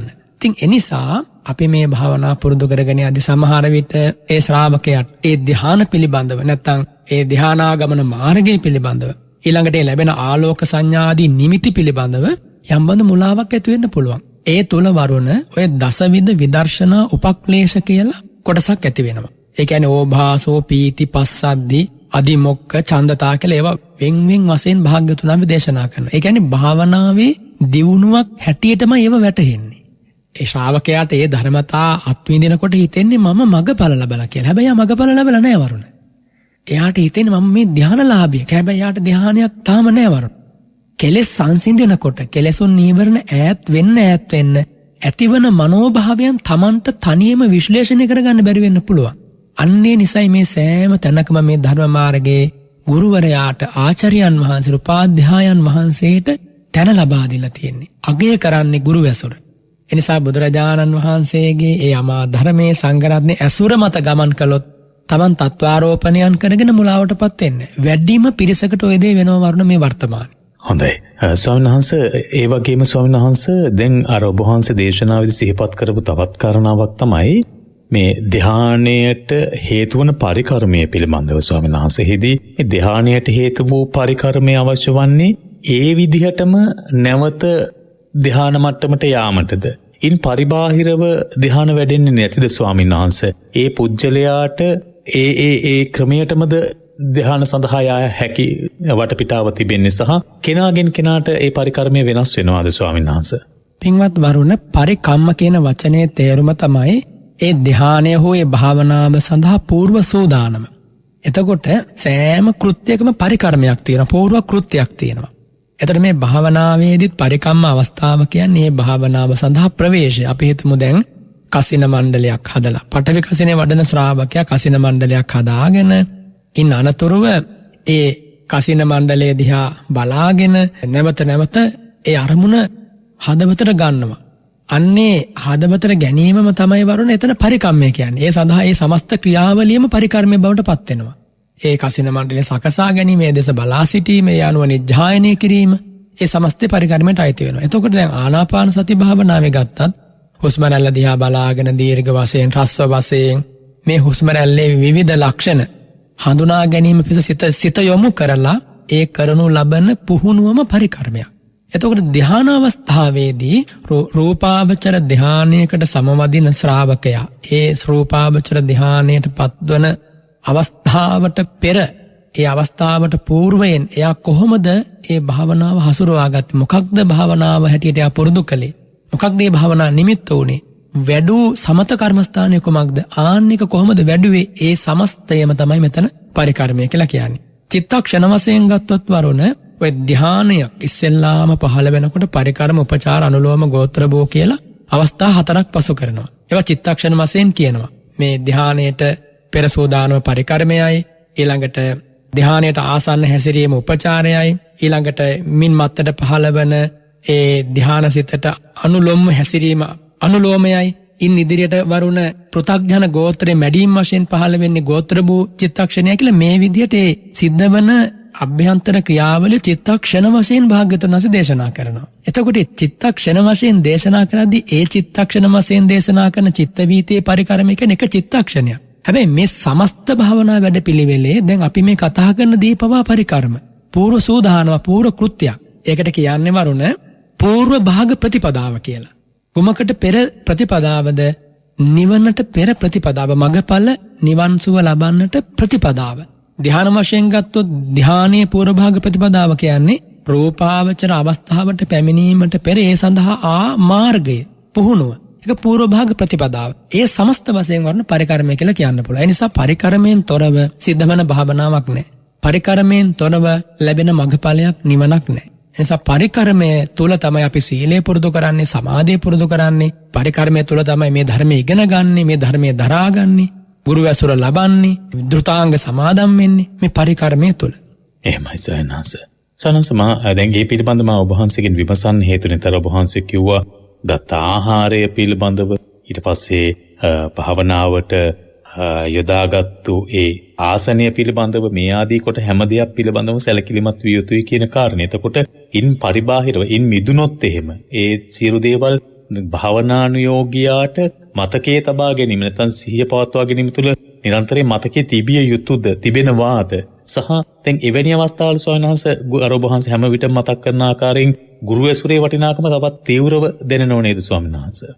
පින්වත් වරුණ, දැන් ගුරු ඇසුරේ වටිනාකම කියන්නේ ගුරුවරයාම තමයි අපේ ප්‍රාණය වෙන්නේ, ජීවය වෙන්නේ. ගුරුවරයා තමයි මෙහෙම කරන්න කියලා දෙන්නේ. එතකොට දැන් ගුරුවරයාගේ මඟ පෙන්වීම යටතේ ශ්‍රාවකයා නැත්තම් ශිෂ්‍යයා ඒ භාවනාව පුරුදු කරගෙන යනවා. පුරුදු කරගෙන යද්දී ඇතිවන දැනෙන මේ දේ ගුරුවරයාට කියනකොට ගුරුවරයා කියනවා ජීවිතේ ඉරියව්ව පවත්වන්න ඕන විදිහක් කියනවා වරුණ. අවංකවම ශිෂ්‍යයා ගුරුවරයා ඉදිරියේ තම හදවත විවර කරලා මම මෙන්න මෙහෙම පසුබිමකයි මේ මොහොතේ ඉන්නේ කියලා කිව්වාම ගුරුවරයා සලකා බලනවා මෙයාට මේ මානසික පසුබිම ඇති වෙලා තියෙන හේතු මොනවද? අපි හිතමුකෝ බලාපොරොත්තු වෙන විදිහට සමතේ වැඩෙන්නේ නැත්නම් හේතු මොනවද? දැන් එක තැනක තියෙනවා එක ස්වාමින් වහන්සේ කෙනෙක් මෙත් වඩනවා එක්තරා මේ ස්වාමින් වහන්සේ කෙනෙක් අරමුණු කරගෙන. හැබැයි උන්වහන්සේ ධානයට යන්න බෑ එදා. ඉතින් උන්වහන්සේ හොඳට වසඟ කරපු ධානයක් තියෙන කෙනෙක් වරුණ. දැන් මෛත්‍රී ධාන තියෙන භික්ෂුවකට මෛත්‍රී ධානයට එදා ඒ පරිකර්මය තුලින් යන්න බෑ. ඉතින් දැන් ගුරුවරයා ළඟට ගිහිල්ලා ඇහුවා. ගුරු ස්වාමීන් වහන්සේ අහනවා ඔබ අද ඒ මෛත්‍රිය නිමිති කරගත්ත කෙනා ජීවතුන් අතර ඉන්නවද කියලා හොයලා බලන්න කිව්වා. බලනකොට මැරිලා. එතකොට කිව්වා එහෙනම් ජීවතුන් අතර ඉන්න කෙනෙක් නිමිති කරගෙන ධානය මෛත්‍රී වඩන එතකොට ඔබට ධානයට යන්න පුළුවන් කියලා. අන්න ඒ වගේ වුණ ධානලාභියෙකුට පවා මේ අවස්ථාවේ ගුරුවරයාගේ ඇසුර වුණා. එනිසා මේ ගුරු ඇසුරක තියෙන වටිනාකම මෙතෙකයි කියලා කියන්න බෑ. අපි දක්ෂ වෙන්නට ඕනි වරුණ මේ කියා දෙන බණපද අනුසාරයෙන් බොහොම අවංකව නිහතමානීව විවිධ විසම මතවාද හිත ඇතුලේ පුරවගෙන මේක හරිද වැරදිද කියලා සැක කරන්නේ නැතිව මේ පදයක් ගානේ කියා දෙද්දි මේ අනුව යම් බඳු පුහුණුවක යෙදෙන්න. ඒ වගේම දැන් අර පරිකර්මයේදී අපි කතා කළේ දැන් වරුණ මේ භාවනාවයි ශ්‍රාවකයාට සප්පාය වෙන විදිහක් තියෙනවනේ. දැන් මේක පුහුණු කරගෙන යද්දී යාට සප්පාය වෙන විදිහක් තියෙනවා. ඉරියව්ව කොහොමද සප්පාය වෙන්නේ? කොයි වගේ පුද්ගලයොත් එක්ක කතා කළොත්ද මේ භාවනා පිළිබඳ ඡන්දයක් ඇති වෙන්නේ? ඔන්නව හිතන්න ඕනේ වරුණ. ඊළඟට මොන වගේ ආහාර පාන වැළඳුවට පස්සේද මේ කුසේ අධිකව වාතය පිරෙන්නේ නැතුව ඊළඟට පිත ඇවිස්සෙන්නේ නැතිව සෙම ඇවිස්සෙන්නේ නැතිව මේ කාර්යයේ යෙදෙන්න පුළුවන් මොන වගේ ආහාර පාන අනුභව කළාමද? මේ වගේ තමන්ගේ ශරීරය ගැන හොඳ අධ්‍යයනයක්, සප්පාය ආහාරය ගැන, සප්පාය ඍතුව ගැන හොඳ අධ්‍යයනයක් භාවනා නියෝගයට තියෙන්න ඕනි. ඒ අධ්‍යයනය නොතිබී එයා අහුවෙන හැමදේම අනුභව කරනවා. වෙලාවක් කලාවක් නැතුව ඉරියාපතයන් විසම භූමියක හසුරුවනවා. විසම පුද්ගලයෝ ඇසුරු කරනවා. විසම ගමන් යනවා. වරුණ අන්න එතකොට එයාට ඒ භාවනාවේ දියුණුවක් ලබන්න බෑ. දැන් අපි හිතමු භාවනාවක යෙදෙන ශ්‍රාවකයා ගමන බිමනක් යනවා කියලා. එයා දක්ෂ වෙන්නට උනේ මේ යන ගමන තුල මට සාර්ථක සම්පජඤ්ඤයක් තියෙනවද? මේ යන ගමන සාර්ථක වෙනවද? මේ යන ගමන තුල නූපන් කෙලස් ඇති වෙනවා නම් ඒ කෙලස් ගොඩක් එක ආය ආවට පස්සේ පරයන්කේ වාඩි වුණා කියලා වරුණ අර පෙර තිබ්බ සිතේ සංසිඳීම ඇති වෙන්නේ නැහැ. අර ඇති කරගෙන ආපු ලං කරගෙන ආපු ගොඩ ගහගත්ත මහා අරමුණු ටිකක් තියෙනවා. ඒව හොගාල එනවා හිතට. වහා එනවා හිතට. ඉතින් ඒ නිසා වරුණ අපි හැම වෙලාවකම දක්ෂ වෙන්න ඕනි. අපට මේ භාවනාව සඳහා සප්පාය කර ධර්ම හඳුනා ගන්න විශේෂයෙන් භික්ෂුවක්. ඉතින් ගිහියත් පුළුවන් විදිහට කාරණා තෝරා ගන්න ඕන. සොනස් දැන් එතකොට ඒ මට්ටමින් ඔබට එන්නේ නැත්තම් Taman ඇසුරු කරන නැත්තම් Taman සමාජයේ ගත කරන Taman යම් ආකාරයකට එදිනෙදා කටයුතු සිදු කරන දේවල් එතකොට පරිකර්මයට නැත්තම් මේ භාවනාවේදී පූර්වක්‍ෘත්‍ය විදියට වැදගත් වෙනමයි කියන කාරණාව ඔබ වහන්සේ සිහිපත් කරනද මේ තත්වයෙන් මිදෙන යම් මට්ටමක් එනවාද? ඒ කියන්නේ මගපලලාභී සෝවාන් මට්ටමේ ඉඳලා ඉහළට යන්න මේ තත්වයෙන් මිදී ඕනෑම අවස්ථාවක ඒ සඳහා තිබෙන අවස්ථාවක් උදා වෙනවද? නැත්නම් එවැනි මගපලලාභීන්ටත් උතුම් අරහත්ත්වයට පත් වූ උතුමන් වහන්සේලාටත් මේ පොදුද ස්වාමීන් වහන්සේ ඒ ආකාරයෙන්ම බලපානවද? පින්වත් වරුණ රහතන් වහන්සේට පවා පිරිස් පලිබෝධය ආදී දේවල් වැඩි වුණාම ditta ධම්ම සුඛ විහරණයට බාධායි කියලා භාග්‍යතුන් වහන්සේ දේශනා කරනවා. උපදවාගෙන තියෙන උතුම් ලෝතුරු සුවේ විඳින්න අවස්ථාවක් නැති වෙනවා කියලා. ඉතින් රහතන් වහන්සේට පවා බාධා වෙනවා නම් ඒ බඳු ධර්මතා සාමාන්‍ය කෙනෙක් ගැන කියන්න දෙයක් නැහැනේ. හැබැයි වරුණ මගපල ලාභී තුමන් වහන්සේට මගපල නොලබපු කෙනාට ඇතිවන බලපෑම ඇති වෙන්නේ නැහැ. ඒ කියන්නේ සෝතාපන්න ආර්ය ශ්‍රාවකයාගේ පටන් ඉහළට ඉන්න ඒ උතුමන් වහන්සේලා මොන පසුබිමක හිටියත් මොන පිරිසක් මැද හිටියත් මොන විසම භූමියක හිටියත් ඒ උතුමන් වහන්සේලා ලැබූ විමුක්තිය හෝ ඒ විමුක්ති සුවය හෝ නැති වෙන්නේ නැහැ වරුණ.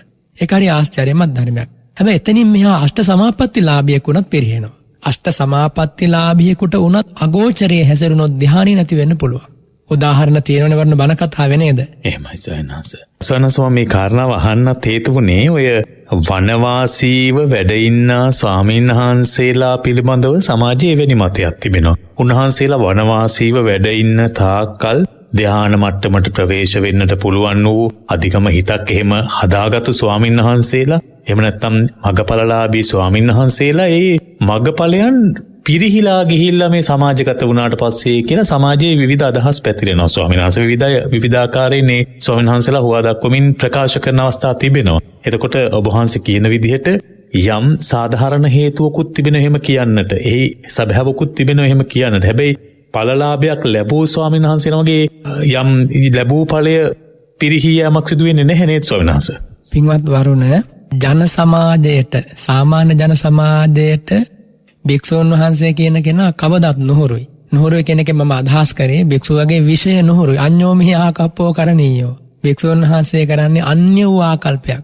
ගිහියාගේ ආකල්ප නෙමෙයි භික්ෂුන් වහන්සේලාට තියෙන්නේ. ඉතින් ශ්‍රද්ධාවේ පිහිටපු ශ්‍රාවකයාට තමයි භික්ෂුව සහ භික්ෂුවකගේ ගමන් මඟ කුමක්ද තේරුම් ගන්න පුළුවන්. ඉතින් වරුණ දැන් අරණ්‍යගත වෙලා හෝ වෙන යම් ශුන්‍යාගාරගත භූමියක හෝ හිත පුරුදු කරනවා. මොකටද හිත පුරුදු කරන්නේ? නීවරණයන්ගෙන් ඈත් කරලා. ඒ වගේම කෙලෙසුන්ගෙන් ඈත් කරලා මේ හිත පුරුදු කරනවා. මේ හිත එහෙම පුරුදු කළාට පස්සේ වරුණ දැන් ඒ පුරුදු කිරීම පුහුණුව තුළ යම් ස්ථාවරයකට එන්න ඕනි ශ්‍රාවකයා. ධ්‍යාන වශයෙන් මගඵල වශයෙන්. එතකොට ධ්‍යාන වශයෙන් ආවත් ඒ ධ්‍යානය රැකගන්න අවශ්‍ය කරන කෘත්‍ය ටිකක් තියෙනවා. ඒ කෘත්‍ය ටික එයාට කරන්න පහසුම තැන තමයි ශුන්‍යාගාරය. පහසුම තැන තමයි අරන්නේ. පහසුම තැන තමයි විවේකස්ථානය. එතකොට මේ ධ්‍යානය රැක ගැනීම පිණිස කරන්න තියෙන දේවල් ටික ජනසංගනිකා රාමතාවයේ මැද, පිරිස් බාහුල්‍යයේ මැද, එහෙම නැත්තම් සංකර පසුබිමක, ഘോഷාකාරී පසුබිමක ඒදී කරන්න තියෙන ඉඩකඩ ඉතා අවම වෙන බෑ කියන එක නෙමෙයි වරුණ කියන්නේ. ඒක අපහසුයි කරන්න. හැබැයි ධ්‍යානලාභියෙකුට ඕනම නගරයක් මැද ඕනම තැනක ඒ ධ්‍යානයට සමවැදීමේ හැකියාව එයාට එනවා. ඒක ප්‍රගුණ කරගත්තට පස්සේ ආරම්භක අවස්ථාවේදී බාහිර පලිබෝධ අවම පසුබිමක පුහුණු වීමයි බුදුරජාණන් වහන්සේ දේශනා කරන්නේ. පුහුණු වුණාට පස්සේ වුණත් ඒක රැක ගැනීම පිණිස යම් පසුබිමක කරදරයක් එනවා නම්, බාධාවක් එනවා නම් දෙපාරක් නොහිතා ඒ පසුබිමෙන් ඈත් වෙන්න ඕනේ. වරුණට තේරුණා නේද මම මේ කියන කාරණේ? එහෙමයි සයන්හස. එතකොට එනිසා ආරණ්‍යගතව ඉන්න භික්ෂුන් වහන්සේ කෙනෙක් ඒ ආරණ්‍යගතව ඉඳලා ඒ පසුබිමෙන් සාමාන්‍ය ජන සමාජයේ ජන ඇසුරට ඇවිල්ලා ඉන්න අනතුරු ලෝකෙට ධර්ම දේශනා කරන්න ගිහිල්ලා ඉන්න අනතුරු පෙරහිලා ගියා කියන එක මේ ධානයේ හෝ මාර්ගඵලයේ ඇති වරදක් එහෙම නෙමෙයි මරුණ. ඒ උත්තම ශ්‍රී සද්ධර්මයේ ඇති දුර්වලතාවයක් නෙමෙයි. ඒ දහම ගලපා ගැනීම පිළිබඳව එතන යම් බඳු ප්‍රශ්නයක් තියෙනවා. මොකද එයා දක්ෂ වෙන්නට ඕනි. මම මේ උපදවාගෙන තියෙන ධ්‍යානය, මේ අර්පණාව, මෙතන මාර්ගඵල ගැන කිසිම කතාවක් නෑ වරුණ. මාර්ගඵලලාභිය කිසිදාක පිරිහෙන්නේ නැහැ. කොතනින් කොතනට ගියා. ධ්‍යානලාභියෙකුට අවදානම තියෙනවා. සමතලාභියෙකුට අවදානම තියෙනවා. මේ මාර්ගඵලයකින් අනුග්‍රහ නොලබන සමතය ඕන වෙලාවක වෙනස් වෙන්න පුළුවන්, හාන භාගී වෙන්න පුළුවන්. හැබැයි ඒක හැමෝටම වෙනවා කියන එකක් නෙමෙයි වරුණ කියන්නේ. හැම භික්ෂුවක්ම කවුරු හරි කියනවා නම් ආරණ්‍යගතව ඉඳලා ඉන්න අනතුරුව සාමාන්‍යයෙන් ජන සමාජය ඇසුරට ආවට පස්සේ පිරිහිලා යනවා කියලා, ඒක වැරදි වරුණ. එහෙම හැම කෙනාම පිරිහෙන්නේ නැහැ. මට අවසර ස්වාමීන් වහන්සේ, මම මේ කාරණාව අහන්න ප්‍රධානම හේතුවත් ඇතැම් වෙලාවට මාධ්‍යයේදී මේ ධර්ම ප්‍රචාරණ කටයුතු වෙනුවෙන් අවස්ථාව උදා කර දීමට අපි කටයුතු කරනකොට අපටත් ওই චෝදනාව අප ඇගිල්ල දික් කිරීම සමාජයෙන් කරන හොඳට හිටපු ස්වාමීන් වහන්සේ නැත්නම් උන්වහන්සේ වනවාසීව හොඳට ධර්මයේ ප්‍රගුණ කරපු ස්වාමීන් වහන්සේ මාධ්‍ය තමයි මේ ස්වාමීන් වහන්සේව නැති කළේ. අවස්ථාව ලබා දීලා ධර්මයේ කියන උන්වහන්සේ නගරයට ඇවිල්ලා ඒ ස්වාමීන් වහන්සේ විනාශ වුණාය කියන කාරණේ. එතකොට ස්වාමීන් වහන්සේ ඒ චෝදනාවේදී එතකොට මේ ස්වාමීන් වහන්සේ ධර්මයේ වඩලා තිබෙන ආකාරයත් ප්‍රබල හේතුවක් බවට පත් වෙනවා, වෙනස් වෙනවා. පින්වත් වරුණ, net fm එකට භික්ෂුන් වහන්සේ කෙනෙක් නැති කරන්න බෑ. ඒක හොඳට මතක තියාගන්න ඕනේ. වරුණ සහ වරුණගේ ආයතනයේ අය සත්පුරුෂ චේතනාවෙන් කරන්නේ වරුණට යම් දහම් දැනුමක් තියෙනවානේ. ධර්මධර විනයදර ස්වාමීන් වහන්සේ නමක් ඉන්නවා කියලා ආරංචි වුණොත් ආරාධනා කළා ගෞරවයෙන් මේ මිනිසුන්ට බණ ටිකක් කියන ආරාධනා කරනවා. ආරාධනා කරලා පස්සේ ඒ ස්වාමීන් වහන්සේ කැමති නම් ඒක බාර ගන්නවා. බාර අරගෙන පුළුවන් පමණක ඉඳගෙන ධර්ම ප්‍රචාරයක් සඳහා උපකාර කරනවා. ඒක ඒ ස්වාමීන් වහන්සේගේ පාරමී ගමන සම්පූර්ණ කරගන්න, නිවන් ගමන සම්පූර්ණ කරගන්න, විමුක්තායතනයක් සම්පූර්ණ කරනවා වෙන දෙයක් වෙන්න බෑ. හැබැයි උන්වහන්සේගේ විමුක්තායතනයක් කර නොගෙන ආසවට්ටානීය ධර්මයන්ට සිදුරක් කරගන්නවා නම් ඒකට වරුණ හෝ කවුරුවත් වැරදි නැහැ. එනිසා එහෙම කවුරු හරි කෙනෙක් චෝදනා කරනවා නම් ඒ චෝදනා කරන්න හොඳ නැහැ. එහෙම ඒ චෝදනාව ඔබට අදාළ වන්නේත් නැහැ. එනිසා ස්වාමින් වහන්සේලා දක්ෂ වෙන්නට ඕනි. තමන් ඉන්න තැන කොතනද ආපු අරමුණ කුමක්ද, දසධම්ම සූත්‍රයේ තියෙන කරුණු ටික උදේ හවස සිහි කරගත්තා නම් කාටවත් එම පරිහානියක් ඇති වෙන්නේ නැහැ වරුණ. එනිසා ස්වාමින් වහන්සේගේ සීලය රැකීම ස්වාමින් වහන්සේට අදාළ වෙන්නේ. ස්වාමීන් වහන්සේගේ සමාධිය රැක ගැනීම ස්වාමීන් වහන්සේට අදාළ වෙන්නේ. උන්වහන්සේ දන්නවා නම්, තේරෙනවා නම් උන්වහන්සේ මේ කටයුත්ත තුළ මගේ සමාධිය පිරිනවනවා කියලා වහාම මේක නතර කරන්න ඕන. උන්වහන්සේ තේරෙනවා නම් මේ තුලින් මම යන්නේ අඳුරට කියලා උන්වහන්සේ වහාම මේක නතර කරන්න ඕනේ. හැබැයි නිස්සරණ ආධ්‍යාසයෙන් කළොත් ලාභ සත්කාර බලාපොරොත්තු නොවි පරිහානියක් ඇති වෙන්නේ නැහැ වරුණ. භික්ෂුන් වහන්සේ කෙනෙක් නිස්සරණ අධ්‍යාසයෙන් අතහැරලා ලාභ සත්කාර බලාපොරොත්තු නොවි, අහෝ මේ ධර්මයේ මට කියන්න මේ අවස්ථාවක් විවර වෙලා තියෙනවා, මගේ කටත් අද ගොළු වෙලා නැහැ, වචනත් හොඳට උච්චාරණය කරගන්න පුළුවන්, බුදුරජාණන් වහන්සේගේ සරණත් මට ලැබිලා තියෙනවා, දැන් මගේ ඇස් දෙකක් තාම පේනවා, කන් දෙකක් ඇහෙන වෙලාවේ මම මොකටද මැලි වෙන්නේ මේ අමා ධර්මයේ දේශනා කරන්න? මට ලැබිච්ච අවස්ථාව වාසනාවක්. මම ඒ වාසනාවෙන් මටත් අන් අයටත් සෙතක් සැලසනවා. එහෙමයි භික්ෂුවක් හිතන්න ඕනි. හැබැයි මතක තියාගන්න ඕනේ ඒ මොනම හිතුවත් ගුරු ඇසුරක ඉඳගෙන වැඩිහිටි ස්වාමීන් වහන්සේලාගේ අවවාද අනුශාසනා ලබාගෙන ඒවට සීමාවක් තියාගන්න ඕනේ. තමන්ගේ භාවනා කරන වෙලාව, සක්මන් කරන්න තියෙන වෙලාව, ධර්මයේ විනය කියවන්න තියෙන වෙලාව, වතපිළිවෙත කරන්න තියෙන වෙලාව, බුද්ධෝපස්ථාන සංඝෝපස්ථාන කරන්න තියෙන වෙලාව, විශේෂයෙන් පොහොය කර්ම, විනය කර්ම කරන්න තියෙන අවස්ථා මේ ඔක්කොම අතහැරලා දාලා ධර්ම ප්‍රචාරයට විතරක් යනවන ඒක මම අනුමත කරන්නේ නැහැ. එනිසා ස්වාමීන් වහන්සේගේ දිනචරියාවක තියෙනවා අංග. ඒ අංග එකක්වත් පිරිහෙන්න බෑ. ඒ අංග අතර එකක් විතරයි ධර්ම දේශනාව. එතකොට මේ දේශනාව මාධ්‍යකින් එළියට යනවා කියන එකද එහෙම නැත්නම් ළඟ ඉන්න 10ක් 15කට ධර්ම දේශනා කරනවාද කියන එක අපට අදාළ නැහැ වරුණ. අපි බණ කියන වෙලාවේ කවුරු හරි ඇවිල්ලා මයික් එකක් අප ඉදිරියට අල්ලනවනම් ඒක ඒ අයට බාර දෙයක්. අපි හැබැයි එක්කෙනෙක් හිටියත් 10ක් හිටියත් ධර්ම දේශනා කරන්න අපි බැඳිලා ඉන්න බුදුරජාණන් වහන්සේගේ අමා ධර්මයේ දේශනා කරන්න. එහෙමයි ස්වාමීන් වහන්සේ බොහොම පිං ඔබ වහන්සේට මොකද අපට සමාජයෙන් එල්ලවන චෝදනාවක් නිසා ඒක නිවැරදි කරගන්නට බොහෝ දිනාවට මේ ඔබ වහන්සේගේ අනුශාසනාව හේතු වෙන්නට ඇති. ඒ වගේම අනිත් පසින් කියනට ඇතැම් ස්වාමීන් වහන්සේලාත් අපට සිහිපත් කරලා තිබෙනවා තමන් වහන්සේගේ ධර්ම දැනුම වැඩි කරගන්නටත් මේ මාධ්‍ය ඇසුරේ ධර්මදේශනාවලට යොමු වීමම හේතුවක් වුණාය කියන අවස්ථාවක් තිබුණා. ඊට ඇතැම් වෙලාවට තමන් වහන්සේ අතින් ධර්මය ප්‍රගුණ කිරීමට තිබුණු නැත්නම් ධර්මයේ පිළිබඳ අධ්‍යයනය කිරීමට තිබුණු අඩු කාලය නැවත හදාගන්න ලැබුණේ මාධ්‍ය නිසා කියලා උන්වහන්සේලා සිහිපත් කරපු අවස්ථාවක් තිබුණා. ඉතින් මේ හැම දෙයක් දිහා බැලුවාම අපිට අවශ්‍ය වෙන්නේ අපේ ස්වාමීන් වහන්සේ සිහිපත් කළා වගේම හොඳ ධර්මදර ස්වාමීන් වහන්සේ නමක් ඉන්නවා නම් ධර්මයට යඹුරු වී ජීවිතය සාර්ථක කරගෙන ධර්ම මාර්ගයේ හැසිරෙන ස්වාමීන් වහන්සේ නමක් ඉන්නවා නම් ඒ ආభాෂය තව කෙනෙකුට උදාපත් කර දෙන්නට ඒ උතුම් වූ නිර්මල ධර්මය Taman කොහොමද ජීවිතයට එකතු කරගන්නේ කියන වටිනා පාඩම අපේ සමාජගත කිරීමේ උත්සාහය තමයි අපි කටයුතු කරන්නේ වෙන අවස්ථාවලදී. සමහර ඉතින් යම් දෙයක ඕනෑම දෙයක අඩුපාඩු හොයන්නම බලාගෙන ඉන්නකොට ඒ වගේ දේවල් සිදු වෙන්නට පුළුවන්. සවනහස යම් ධ්‍යාන මට්ටමටපත් වුණු කෙනෙක් සවනහස ධ්‍යාන මට්ටම භාවනාවේ අග්‍රඵලයයි සිතුවොත් එහෙම ඒක ඔහුගේ නොමගේ යෑමක්ද ඔහුගේ භාවනාවට යම් ආකාරයේ තදින් බලපාන ප්‍රබල ගැටලුවක් බවට පත් වෙනවා ආද ස්වාමීන් වහන්සේ.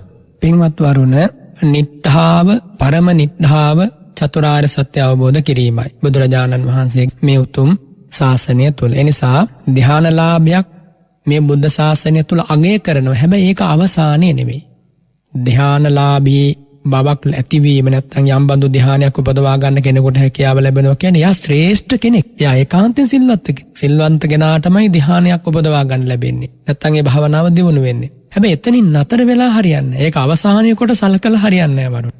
එය මේ මාර්ගය තුළ විදර්ශනා භාවනාවට පහසුවක්. විදර්ශනා භාවනාව කරන කෙනෙකුට ත්‍රිලක්ෂණ භාවනාව කරන කෙනෙකුට ආයතන ඊළඟට ස්කන්ධ ධාතු වශයෙන් මේ ජීවිතය දකින කෙනෙකුට ඒ වගේම ත්‍රිවිධ විමෝක්ෂ මුඛ ඔස්සේ චතුරාර්ය සත්‍ය අවබෝධය කරා ගමන් කරන කෙනෙකුට සමතය කියන්නේ මහ විශාල හයියක්. පිරිසිදු සිතක් ඇති කරලා දෙනවා. ඒ පිරිසිදු සිත තුළින් සත්‍ය දකින්න කියලා. ඒ නිසා හැබැයි ඒ නීවරණ සංසිඳුවාගෙන ඇති කරගනු ලබන ධ්‍යානය වරුණ මේ ශාසනයේ නිට්ඨාව නෙමෙයි. කවුරු හරි ධ්‍යානලාභයක් හිතනවා නම් දැන් මං හරි කියලා. එහෙනම් එයා බුදුරජාණන් වහන්සේ පෙන්වා වදාළ අවසානයේ දක්වා ගමන් කරපු කෙනෙක් නෙමෙයි. එහෙම හිතන්නේ සාමාන්‍යයෙන් වරුණ මේ ධර්මයේ දන්න, විනය දන්න, භාවනාව ගැන අවබෝධයක් තියෙන ස්වාමීන් වහන්සේ කෙනෙක් වගේ කෙනෙක් එහෙම හිතන්නේ නැහැ. ධ්‍යානයෙන් එයා සතුට වෙන්නේ නැහැ. ධ්‍යානය කියන්නේ ලෞකික දෙයක්, සංකත දෙයක්, විපරිණාම ධර්මයක්, කාලික ධර්මයක්. හැබැයි බුදුරජාණන් වහන්සේ වදාරන මඟඵල නිවන කාලික ධර්මයක් නෙමෙයි, අකාලික ධර්මයක්. එනිසා මේ බුදුරජාණන් වහන්සේගේ ශ්‍රාවකයෝ කාලික දෙයක් අතහැර දාලා අකාලික දෙයක් වෙතයි මේ ගමන් කරන්නේ, අකාලික නිවන වෙත. හොඳයි. සවනහස දැන් ස්වාමීන් වහන්සේ අපට යොමුණු ගැටලු කිහිපයකුත් තිබෙන අතර තිබෙන කාරණාවක් තමයි ස්වාමීන් වහන්සේ පංච නීවරණ සම්බන්ධව පංච නීවරණ භාවනාවේදී තමයි වැඩි වශයෙන් සාකච්ඡාවට බඳුන් වෙන්නේ අනුශාසනා සිදු වෙන අවස්ථා අප අහලා තිබෙන්නේ. ඉන් පරිබාහිරව නීවරණවල ප්‍රයෝජනය කුමක්ද? නීවරණ ක්‍රියාත්මක වන්නේ කෙසේද? ඒ පිළිබඳ අවධානය යොමු කළ යුතුද කියලා පැනයක් යොමු කරලා තිබෙනවා ස්වාමීන් වහන්සේ. ඊට සමගාමීව තවත් එවැනිම ගැටලුවක් තිබෙනවා ස්වාමීන් වහන්සේ. මා යත් ඔබ වහන්සේ වෙතට යොමු කරන්න මේකම පැනයක් තුළ මේ අනුශාසනාව ලබන්න පුළුවන් නිසා නීවරණ යටපත් කිරීම, රජස් යටපත් කිරීම මේව ඇයි ස්වාමීන් වහන්සේ යටපත් කිරීමේ අර්ථයෙන් දේශනා වෙන්නේ? తాවකාලික පිළිතුරුද මේ යටපත් කිරීම කියන්නේ නැවත මතුවෙන්න පුළුවන් නේද? ඒ ප්‍රහීනය කියන ප්‍රහීන කිරීම ගැන දේශනාවට වඩා මේවා යටපත් කිරීමක් ගැන සිහිපත් වෙන්නේ කියලා ගැටලුවක් ඉදිරිපත් වෙලා තිබෙනවා ස්වාමීන් වහන්සේ. මේ දෙකම වහන්සේට පැහැදිලි කර දෙන්නට හොඳ අවස්ථාවක් වෙනවා.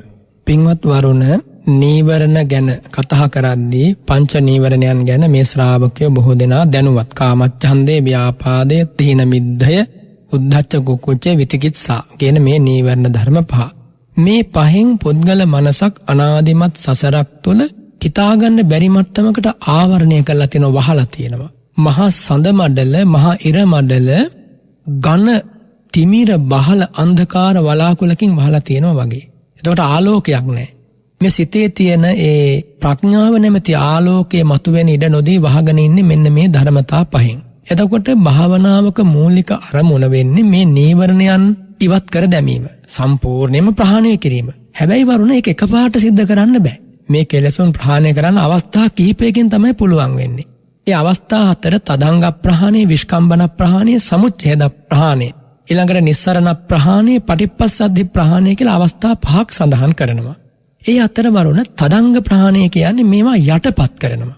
යටපත් කරනවා කියන්නේ ඉස්සෙල්ලාම මේ වගේ බලය මර්ධනය කරනවා. කාමච්ඡන්දය, දැන් වරුණ තිරිසන් සතෙකුට කාමච්ඡන්දය ඇති වුණාට තැන නොතැන පේන්නේ නැහනේ. හැබැයි මිනිස්සෙකුට, පිරිමි කෙනෙකුට හෝ කාන්තාවකට කාමච්ඡන්දයක් ඇති වුණා කියලා තැනක් නොතැනක් හඳුනනවානේ. ඒ වගේ මේ කාමච්ඡන්දයක් ඇති වුණාම ඒ කාමච්ඡන්දය යටපත් කරලා ඒ කාමච්ඡන්දයට ඕන තැන ඕන වෙලාවට මතුවෙන ඉඩ නොදී පාලනයක් කරනවා. පාලනය කරලාට පස්සේ තමයි පුළුවන්කම ලැබෙන්නේ ඒක සෑහෙන කාලයකට ඉවත් කරන්න. සෑහෙන කාලයට ඉවත් කිරීමේ හැකියාව ආවට පස්සේ තමයි පුළුවන් ඉන්නේ මුළුමනින්ම නැති කරන්න. එතකොට පියවර කිහිපයකින් තමයි කෙලෙසුන්ගේ බලය මර්ධනය කරන්න වෙන්නේ. ඒක එක සැරේ කරන්න බෑ. ඒක බුදුරජාණන් වහන්සේ දේශනා කරන්නේ. දැන් අපි ගත්තොත් මේ අනාදිමත් සසරකට අපි ඇදලා දාපු කෙලස් කන්දක් තියෙනවානේ.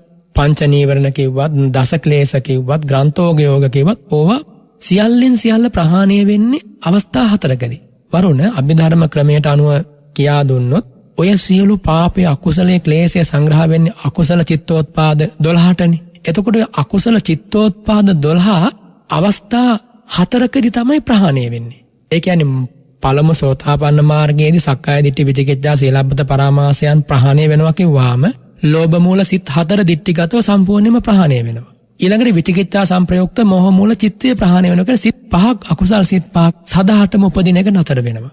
අන්න සමුච්ඡේද වශයෙන් ප්‍රහාණය වීම වරුණ. ඒක මුළුමනින්ම ප්‍රහාණය වීම, නැත්තරම නැතිවීම. හැබැයි මේ නැත්තරම නැතිවීම දක්වා එන්න නම් එයා ලෝභය නැති කිරීම වශයෙන් දාණය හොඳට හුරු කරලා තියෙනවනේ වරුණ. විචිකිච්ඡාව නැති කිරීම වශයෙන් බුදු ගුණ වඩා මේ හිත බුද්ධාලම්බන ප්‍රීතිය රමණය කරලා තියෙනවනේ වරුණ. ඊළඟට සමත භාවනාව තියෙනවනේ. සමත භාවනාවෙන් කරන්නේ මේ නීවරණ කාමච්ඡන්දේ බලය සෑහෙන දුරකට ඈත් කරනවා. කාමච්ඡන්දය කියන ඒ චිත්තෝත්පාදී උපදින එක සෑහෙන කාලයකට නැති කරනවා. සමහර ධ්‍යානලාභී අවුරුදු 50 60 70 කාමච්ඡන්දයක් උපදින්නේ නැහැ. ලෝභ මූල සිතක් උපදින්නේ නැතුව ජීවත් වෙච්ච අවස්ථා තියෙනවා. හැබැයි එපමණකින් වරුණ අවසන් වෙලා නැහැ කටයුතු. එහෙනම් තදංග වශයෙන් යටපත් කරනවා කියන්නේ අර අපි උදාහරණයක් හැටියට ගත්තොත් යම් බඳු සුලම් පිර වූ බැලුමක් වගේ දෙයක් ජලයක් ඇතුලේ ගිල්වලා තබා ගන්නවා අතේ හයියට. හැබැයි අත ගත්ත ගමම උඩට එනවා. අන්න ඒ වගේ මේ තදංග වශයෙන් අපි යටපත් කරනවා කොහොමද? දානේ පුරුදු කරලා, බුද්ධෝපස්ථාන කරලා, වත් පිළිවෙත් කරලා ඒ කෘත්‍ය බාහුල්‍ය තුලින් ඒ කුසල චාරිකාව තුලින් අකුසලයට එන්න ඉඩ දෙන්නේ නැහැ. ආන තදංග වශයෙන් යටපත් කරගෙන ඉන්නවා. ඒක උපනිශ්චය කරගෙන වරුණ හොඳ අරමුණක් හිතට දීලා සමත නිමිත්තේ හිත රමණීය කරවලා, හිත සතුටු කරවලා අන්න එතකොට වරුණ සිත විසින්ම අර ලෝභ මූල සිතුවිලි, ද්වේෂ මූල සිතුවිලි ගන්න කැමති නැහැ. දන්නව ගත්ත ගමම අවුල් වෙනවා කියලා. එතකොට සිත විසින් ඒ පුහුණු කරපු සිත විසින් අරම ඈත් කළා දානවා. අන්න විස්කම්බන වශයෙන් ඈත් කිරීම. ඒ කියන්නේ හිතටවත් ඒ කෙලෙස් නැගෙන නොදී ඈත් කිරීම. තදංග වශයෙන් කිව්වොත් අපි කයෙන් සහ වචනයෙන් ලෝභ මූලික ක්‍රියාකාරකම් ඇති වෙන්න, ද්වේෂ මූලික ක්‍රියාකාරකම් ඇති වෙන්න ඉඩ නොදීම. ඊළඟට පනෝයි අවස්ථා දෙක පව කරාට පස්සේ තමයි සමුච්ඡේද අවස්ථාවට එන්නේ. සමුච්ඡේද අවස්ථාව ඒකාන්තයෙන් සිද්ධ වෙන්නේ මාර්ග චිත්තක්ෂණයෙන් වරුණ. සමුච්ඡේද කියන්නේ මුළුමනින්ම ප්‍රහාණය වීම. දැන් සකදාගාමී මාර්ගයෙන් කාමරාගයේ සහ පටිඝයේ බලය මර්ධනය කරනවා. විශේෂ ක්ලේශ ප්‍රහාණයක් චිත්තෝත්පාද වශයෙන් සිද්ධ වෙන්නේ නැහැ. හැබැයි අනාගාමී වෙනකොට ද්වේෂ මූල සිත් දෙක මුළුමනින්ම ප්‍රහාණය වෙනවා. කාමරාගය හා ප්‍රතිබද්ධ ලෝභ මූලයක් වෙනම් ඒකත් ප්‍රහාණය වෙනවා.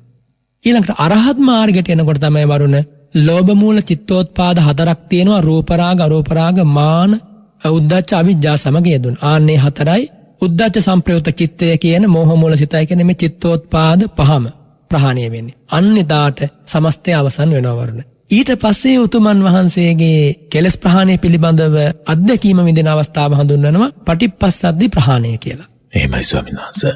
ඒ අනුව අපිට පැහැදිලි වෙනවා මේක මේ භාවනාවට පංච නීවරණ භාවනාවට පමණක් නෙවෙයි භාවනාවට මූලික වශයෙන් පෙනුනත් සාමාන්‍ය ජීවිතයේ සිහිනුවණින් කටයුතු කිරීමේදී කොතරම් නීවරණ යටපත් කිරීම වැදගත්ද කියන කාරණේ නීවරණ කෙරෙහි අවධානය යොමු කිරීම කොතරම් වැදගත්ද කියන කාරණය අපේ ශ්‍රාවකයන්ට මම හිතන්නේ මේ වගේ කාරණා දැනුවත් වීම හරි වැදගත්. මොකද සමාජයේ විවිධ දේවල් විවිධ අය එක තැනකින් පමණක් අල්ලාගෙන ඒවාට එරෙහිව කටයුතු කරන අවස්ථා අපි නිරන්තරයෙන්ම දකින එවැනි අවස්ථා තමයි ස්වාමීන් වහන්සේ ඔබ වහන්සේ සිහිපත් කළා වගේ දැන් කාමච්ඡන්දයේදී දැන් අපි සාමාන්‍ය මිනිසා තිරිසන් සතෙකුගෙන් වෙනස් වෙන අවස්ථාව පිළිබඳව ඔබ වහන්සේ සිහිපත් කළා. ඒ වගේම පවට ලැජ්ජාව බය ඇතිවීම මිනිසා තුල කොතරම් වටිනවාද කියන කාරණය ඔබ වහන්සේ සිහිපත් කරන්නට යෙදුණා. හැබැයි සමහරුයි කියනවා ස්වාමීන් වහන්සේ සදාචාර සම්පන්න බව වැඩක් තියනවාද? ඕවා තමයි මිනිස්සු හිර කරලා තියෙන දේවල්. ඕවෙන් මිදෙන්න ඕන. එතකොට තමයි හිතේ නිදහසක් එන්නේ. එතකොට තමයි ජීවිතේ භුක්ති විඳින්න පුළුවන්. ජීවිතේ විඳින්න පුළුවන්. නැත්නම් හැමදේම ජීවිතේ විඳවනවා.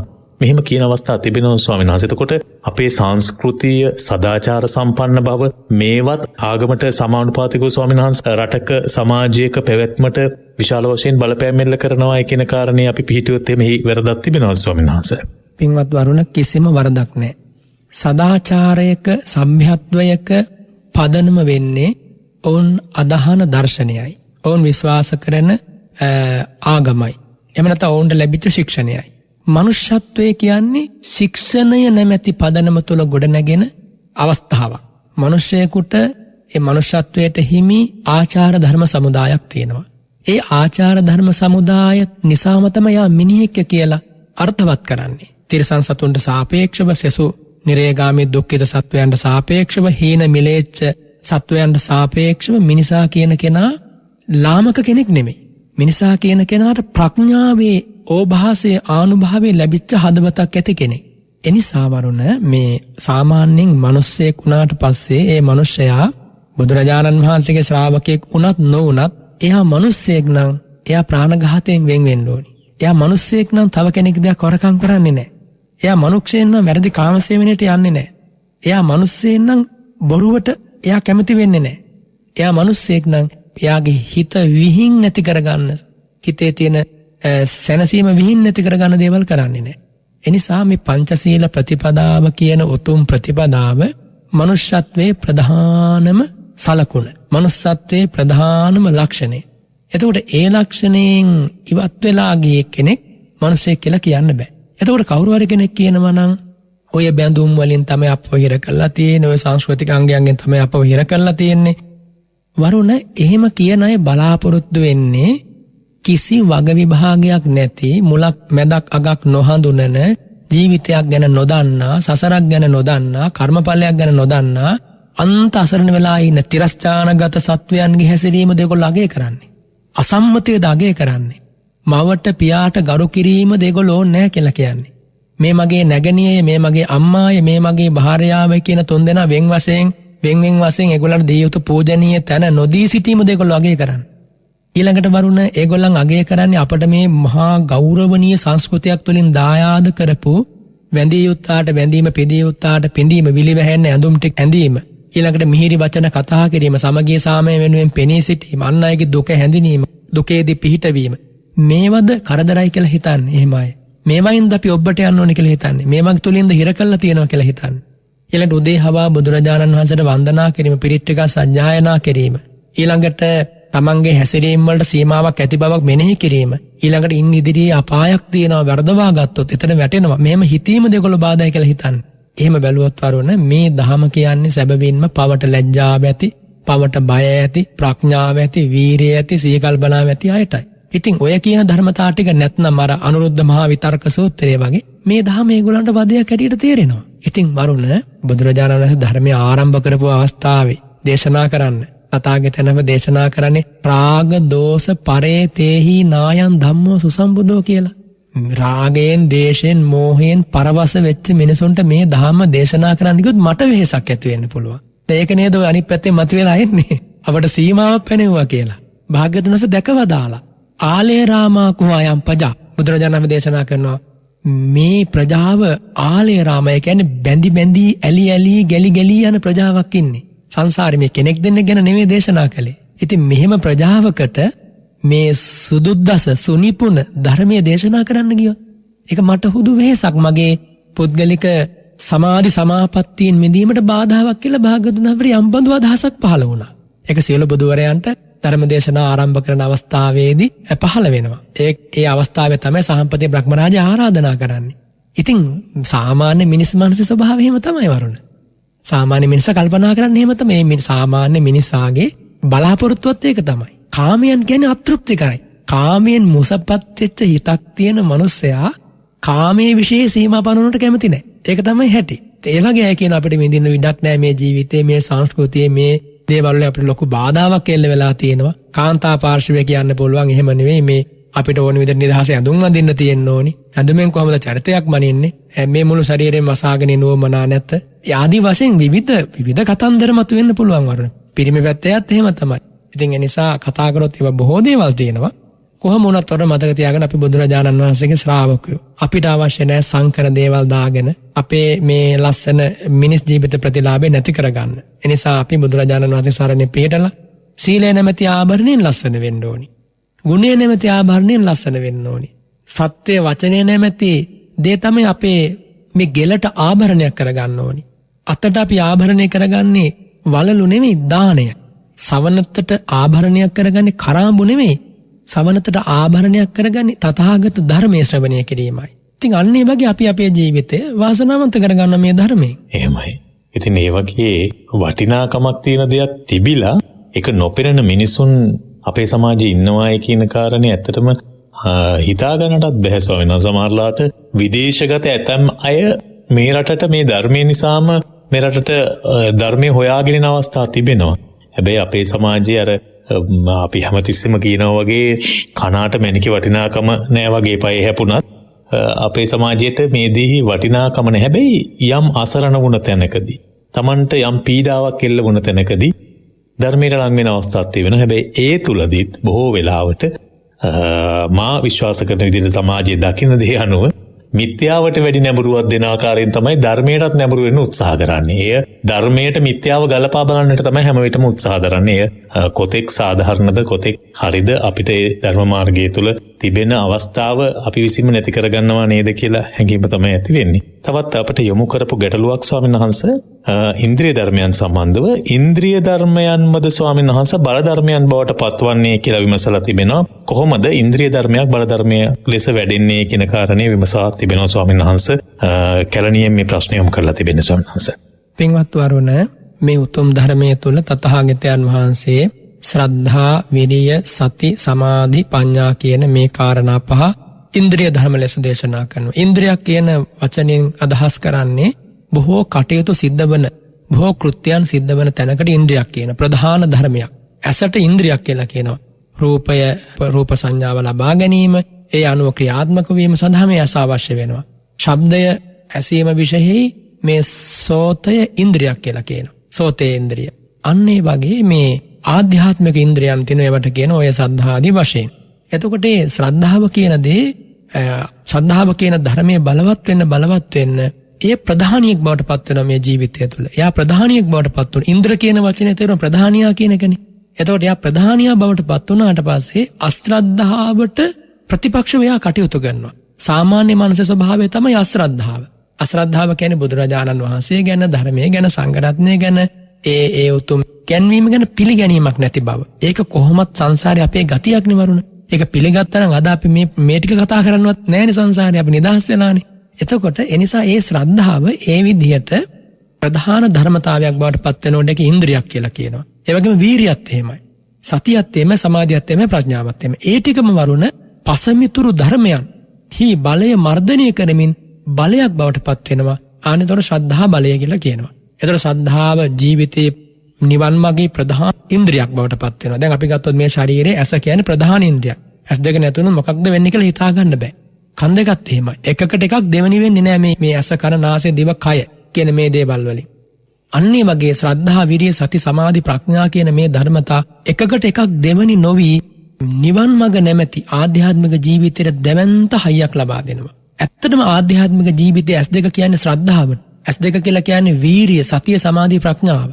ආන්නේ වගේ අපි තේරුම් ගත්තාම ඒ ධර්මතාවම ඒ කියන්නේ ශ්‍රද්ධාදී විරියාදී ධර්මතාවම බලවත් වෙන්න ප්‍රතිපක්ෂ ධර්මයෝ නැති කරලා දානවා. ඒ කියන්නේ අශ්‍රද්ධාව නැති කර ගන්නවා, කුසීතකම නැති කරලා දානවා, දුස්සීලකම නැති කරලා දානවා, අසමාහිත බව නැති කරලා දානවා. ඒ වගේම විසිරුණු බව නැති කරලා දානවා, මෝහය නැති කරලා දානවා. ඒතකොට මේ නැති කරලා දාන්න නම් ඒ ධර්මතාව බලවත් වෙන්න ඕනි. බලවත් වීම තමයි බල ධර්ම බවට පත්වීම කියලා කියන්නේ. එතකොට ශ්‍රද්ධාව ඉන්ද්‍රියක් බවට පත් වෙනකොටම ඒක බල ධර්මයක් බවට පත් වෙනවා වරණ. ඒක ඊළඟ ආශ්චර්ය සිදුවීම. ඊළඟට වීරිය ඉන්ද්‍රියක් බවට පත් වෙනකොටම බල ධර්මයක් බවට පත් වෙනවා. ඒ නිසා ওই විදිහට යම් කෙනෙක් ශ්‍රද්ධාවෙන් ජීවත් වෙනවනම් ඉන්ද්‍රියාදී බලාදී ධර්මයාගේ ජීවිතේ වැඩෙනවා. එහෙමයි. අපට සමුගන්න කාල වේලාව උදා වෙලා තවත් අපට කාලය තිබුණා නම් ස්වාමීන් වහන්සේගෙන් තවත් ඒ ආශ්‍රිතව බොහෝ දේවල් දැනගන්නට තිබුණා. කොහොම නමුත් හැම විටම ඉරිදා සිත්නෙත් අසපුව අහන ඔබට ජීවිතේ භාග්‍යයක්ම උදා වෙන්නේ ධර්මය කියන වටිනාම දායාදය වේ ජීවිතයට විවිධාකාරයෙන් එකතු කරගන්නට තිබෙන අවස්ථාවයි උදා වෙන්නේ. අපේ පූජනීය බලංගොඩ රාද ස්වාමීන් වහන්සේ කිසිම කුසීත භාවයකින් තොරව බොහොම ගෞරවනීය ආකාරයෙන් අපට මේ ධර්මයේ හැම දෙයක්ම හැම වචනයක්ම වටිනවාය කියන අර්ථයෙන්ම ඉරිදා සිත්නෙත් අසපුවේදී ඔබට පහදලා දෙන්නේ වහවහා මේ ධර්මයට ඔබ නැඹුරු කරවීමේ අපේක්ෂාවමයි. නිසා පින්නතුනි අප කරගන්නා වටිනාම දේ තමයි අපේ ජීවිතේට අපි සිදු කරගන්නා වටිනාම දායාදේ තමයි ධර්මයට වහා බැස ගැනීම. ඒ සඳහා යොමු වෙන්නට ඔබට මේ දෙපැය වඩාත් ඉවහල් වේවි, ඉවහල් වන ඌවායයි කියලා විශ්වාස කරන්න පුළුවන්. එනිසා තවදුරටත් ධර්මයේ නියැලෙන්නට ඉරිදා සිත්නෙත් අසපුව සමග දිගින් දිගටම රැඳෙන්නට ඔබට ආරාධනා කරමින් හැමදේම වගේ අද දවසේදී තිතා වැදගත් වූ දේශනාවක්, වටිනා වූ දේශනාවක්, වටිනා වූ ධර්ම කොටාශයක් අපට පහදා දෙමින් අපේ මේ සසරේ තිබෙන භයානක ස්වභාවය හඳුනාගෙන ඉන් මිදෙන මාර්ගය පහදා දෙන පූජනීය වන්දනීය බලංගොඩ රාද ස්වාමීන් වහන්සේ ඔබ වහන්සේ නිදුක් වේවා, නිරෝගී වේවා, දීර්ඝායුෂ ඔබ වහන්සේට ලැබේවා. උතුම් වූ ධර්මාවබෝධය පිණිසම මේ කුසල් පාරමී ධර්මයක් වේවායි කියා ඔහොම සත්සිතින් ගෞරවයෙන් ප්‍රාර්ථනා කරනවා ස්වාමීන් වහන්සේ. සාධු සාධු සාධු. මම අනුමෝදන් වෙනවා පින්වත් වරුණට නෙත් FM කාර්ය මණ්ඩලය හැම දෙනාටම අතිපූජනීය මහා සංඝරත්නය ඇතුළු සදැහැති ඔබට අමා නිවන් සුව පිණිස මේ උතුම් මඟ පෙන්වීම උපකාර වේවා කියලා ප්‍රාර්ථනා කරනවා. සාදු සාදු සාදු. ඒ ගෞරවනීය ආශිර්වාදය, ඒ ප්‍රාර්ථනාව අපේ හිතේ තදින් දරාගෙන අද වැඩසටහනෙන් අපි සමුගනිමු. ඒ වගේම අපි අදිටන් කරගනිමු මේ මොහොතේ ඉඳලා තව සුළු මොහොතක් හෝ ධර්මයේ භාවනාවේ නියැලෙන්නට ඒ සඳහා ඔබට ශක්තිය ධෛර්යය ඇති වේවා. නැවතත් ලබන සතියේ සිත්නෙත් අසපුවෙන් හමු වෙමු. හැම දිනාටම තෙරුවන් සරණයි. සතගේ දුක දුටුවේ